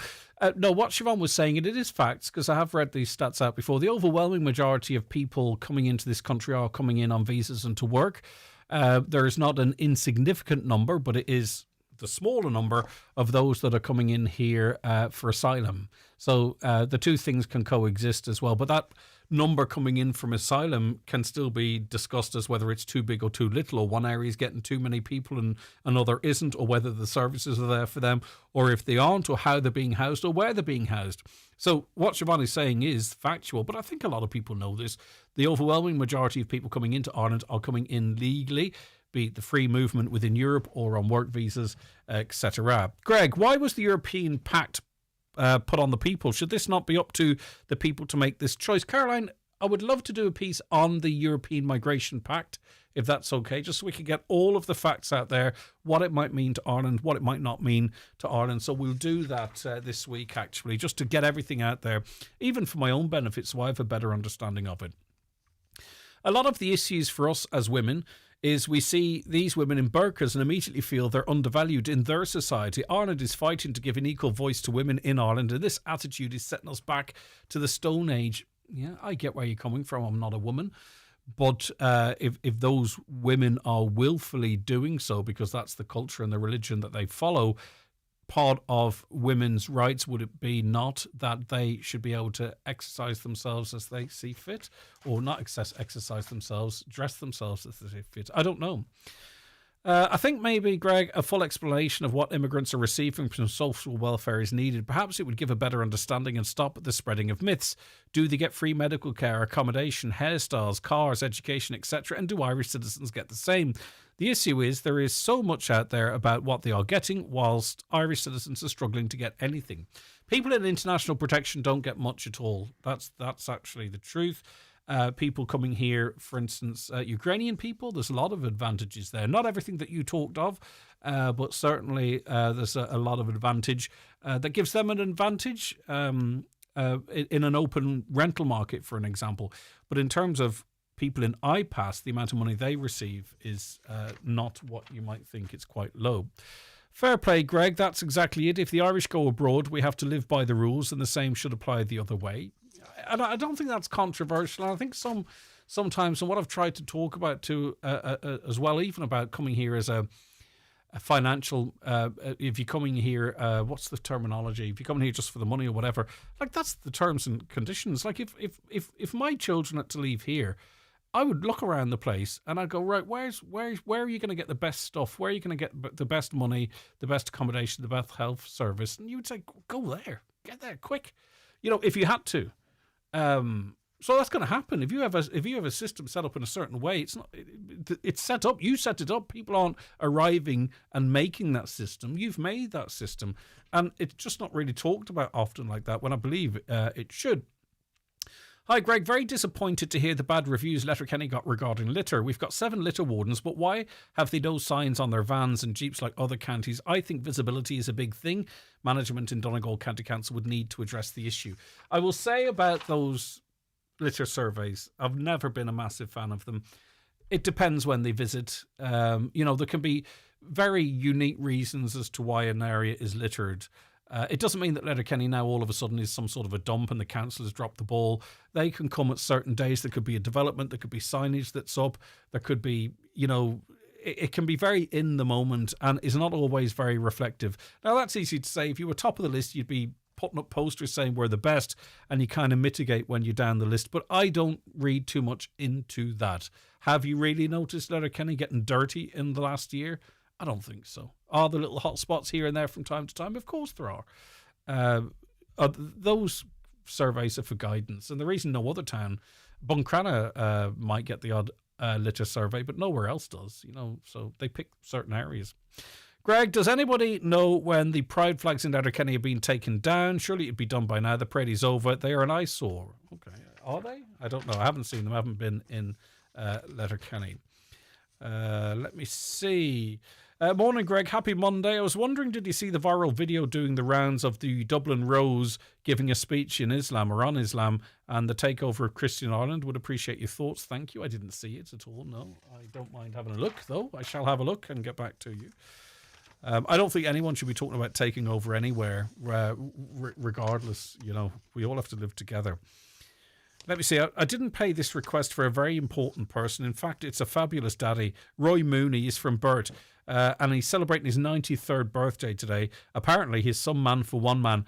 So, Roy, hopefully you're listening. Roy Mooney in Burt. I hope you have a wonderful birthday. Happy birthday to you. Lots of love from us all here on the Greg Hughes Show on Highland Radio, but especially from Adele, Stephen, Gavin, and Laura, who I'd say are very close to you. Right, we are going to take a short break. Back with more in a moment. The Greg Hughes Show at City of Derry Airport. Experience the magic of Lapland this Christmas. This action-packed one-day trip is taking off 18th of December with a full itinerary of festive activities and memories to cherish with your little ones. Visit cityofderryairport.com. Are you looking for the perfect gift? Visit Gift Shop Galore for designer sunglasses, premium fragrances, beauty essentials, and wick and burn scented candles. Shop top brands including Guess, Marc Jacobs, Hugo Boss, and many more. Online today at giftshopgalore.com. Don't miss the 24th annual Inishowen Vintage Show this Sunday, 14th of June at the Carrickfield, Moville. See hundreds of vintage cars and tractors on display, plus craft tent, trade stands, the famous potching makers, and bingo in the marquee. Backed by popular demand, it's the wacky lawnmower racing, along with cash competitions including sheaf throwing, tug-of-war, slow tractor race, and barrel push. A great family day out this Sunday at the Carrickfield, Moville. Sponsored by Centra Moville. If your oven and hob are getting on a bit, you can now upgrade at Ben Sweeney Aeronix with oven and hob packs from just €449. An installation service is available and there's free recycling of your old appliances. Visit Ben Sweeney Aeronix in Letterkenny and Dunlow or online at bensweeney.ie. Dine in luxury at the Waterfront Bar and Bistro at the Holyrood Hotel, Bundoran. Open daily from 12:30 to 8:15 p.m. Choose from our delicious bar food menu, complemented by all your favourite carvery classics. And make Sunday special with our legendary Sunday carvery. The Waterfront Bar and Bistro, renowned for great food, friendly service and a warm welcome every time you visit. Highland Radio's Boogie Bash is taking over the Clanry Hotel on Saturday the 13th of June and tickets are selling fast. Join Keith Fletcher with myself, Oisín Kelly, for the biggest hits of the 80s, 90s and noughties. Expect dance-offs, lip-sync battles, throwback anthems, bringing back the slow set and lots more. Don't miss one of the biggest party nights of the summer. Tickets are on sale now at highlandradio.com. Book yours before they're gone. Highland Radio's Boogie Bash, June 13th at the Clanry Hotel. Highland Radio weather updates with McElhenney's. From occasion wear to holiday essentials, find everything you need for life's special moments at McElhenney's. Explore our collection of fashion, accessories, homeware and more in store or shop online at mcelhenneys.com today. So it's a mix of sunny spells and showers today, while it'll be a dry morning for most. The showers will become more frequent through the day and some will be heavy, temperatures 12 to 15 degrees. Two very special guests in the studio with me now. I've got Isabel, chairperson of the Donegal Hospice. Good morning to you. Good morning, Greg. Great to have you with us. Thanks for having me. Good to have you back in. Still not getting used to it, but we will get a handle on this. Jamie Sweeney is with us as well. Hi, Jamie. Morning, Greg. Morning, listeners. Great to have you with us. I want to speak to you in a moment, Jamie, but first I want to talk to you, Isabel, about this amazing sum of money that has been raised. I saw a picture of you and David with this astronomical 6 figures. Yeah, absolutely. So, as everybody knows, we started the J for June during COVID because we couldn't do any other fundraisers. We couldn't do our Churchgate collection or coffee mornings or Sunflower Day or anything like that. So, I opened my mouth at a meeting and said, well, I think I would like to run a J for June, and it just took off from there. So for 2025 was 626,000. And then from it started, I'm up at 2,006,000. It's remarkable, isn't it? Yeah. But without Highland Radio and everybody doing the fundraisers, like it's not about dancing, Greg. They're doing everything. We run it from January to December. And the Jive for June's the hook, but this is that's an a annual platform. drive. Yeah, isn't that's it? a platform. So like people do everything. They have cake sales. They They run dances and they do everything. So in January, I would write out probably over about 350 letters to men's sheds, football clubs, golf clubs, everything. All the schools. We haven't gone away, everything. you know. No, we haven't. But I did say at the start I would do it for 1 year, but it seems to have taken legs. But it's hard to. I mean, the way it's growing and moving forward, it's hard.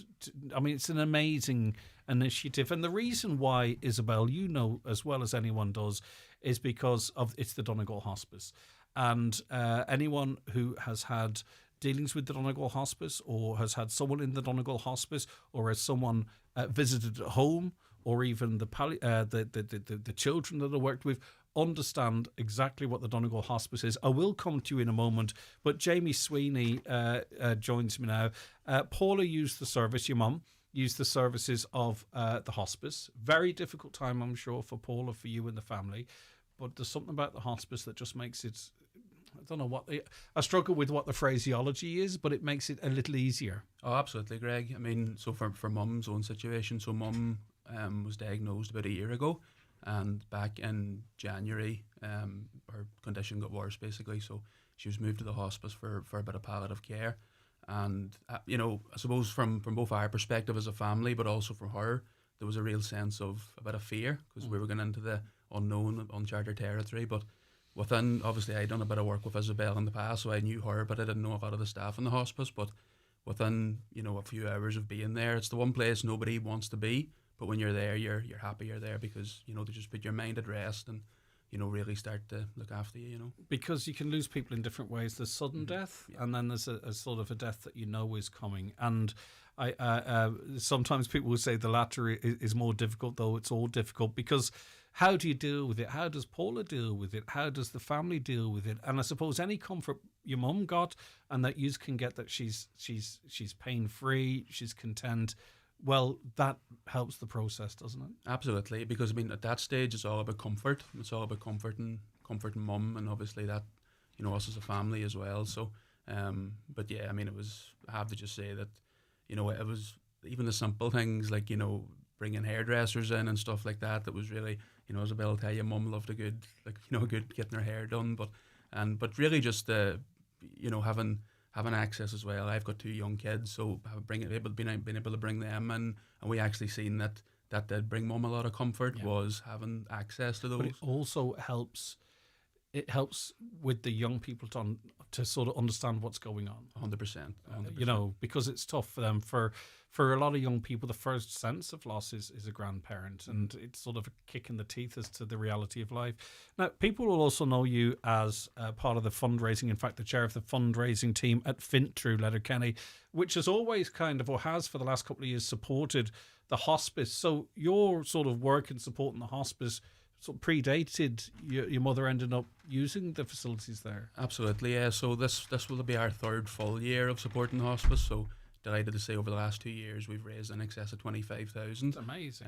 So that comes directly from our staff and our employees. We do a range of different events, you know, bake sales, charity quizzes, so on and so forth. But that obviously comes from our employees, and the company kindly match those donations as well. Some of your staff also volunteer with the hospice as well, is that right? Absolutely, because you know we know things are tough at the moment for people. Yeah. Not everyone can donate financially, so we also every second Tuesday and Thursday, actually somebody from Fintru covers the reception at the hospice. So, and again, from being on the other side of the fence to being a family member attending the hospice, that's critical, because you know you're coming in to see your loved one, you know yourself, you know. Getting in quickly can be very important, and having that sort of friendly face. So yeah, we have about 20 of our staff that do that. I think last year we covered every Tuesday, which was about 100 hours for the year. And this year we're aiming to do 200 hours. Yeah. We're covering every second Tuesday. I think it's really clever to have a company to be involved in the community as it is, because it's of the community, and I think that's fantastic. And Isabel, that's Paula's experience and her family's experience, and my condolences. Your mum passed away in March, and even when you're know something is coming, you can never truly prepare for when it actually happens, and it's tough. I know it's tough. But again, the Donegal Hospice helps people like Paula and her family. But I mentioned, supporting people in the community, the younger people that maybe people aren't as much aware. There's an awful lot of work going on, and this money's needed for that, Isabel. Yeah, we also cover COPD and MS and motor neuron, and we look after the children in the community as well with life-limiting conditions. But I would like to thank Jamie for all their help in the last few years and ongoing at the moment. And they also, he forgot to say there that they did the Jive for June last year, and it was great crack up there. So right, so let's get on to how we're going to match these. I don't know. You see, the problem is what's the ceiling? Because of your endeavours, Isabel, the numbers going up, it seems, almost every year. Yeah. Fantastic total last year, and people can get involved right now, can't they? They can, of course. They can do their Jive and post it. Now, this year I reached out to Glenalla Photography, which is Tracy Marie and Kevin Robinson, and they've already done it. They're posting a Jive every day because they're out there, and there's a lot of young people jiving, Greg, and they're only too happy to have it on media that they're doing the Jive. Some of them are too bloody good. But anyway, no, look, at the end of the day, our new build is coming up, and we need 6 million for that. So I'm a third there. I'm a third there for that.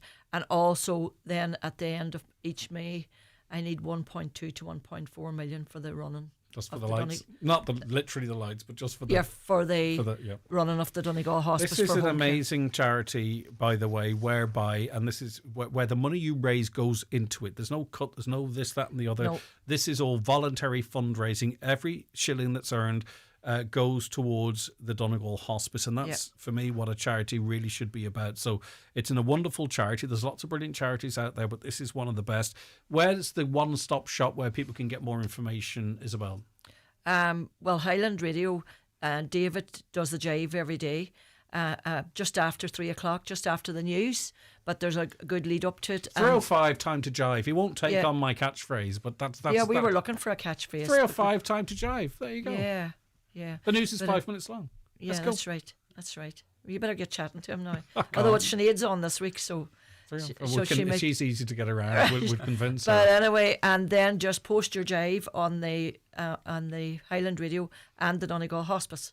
Okay, right, brilliant stuff. And the donate links there. Please do as much as you can to support Isabel and the team. And Jamie, you are doing amazing stuff. Thank you so very much indeed for telling us your family story as well. But it also to remind us of the great work Fintru do all of the time for the Donegal Hospice. Both of you, thank you so very much. Thank you. So tune in to Jive Time this afternoon and every afternoon for that matter, but particularly in June, where you can find out more information about Jiving for June, and you can be part of an amazing thing that in 2025 raised €626,000 for this amazing charity, the Donegal Hospice.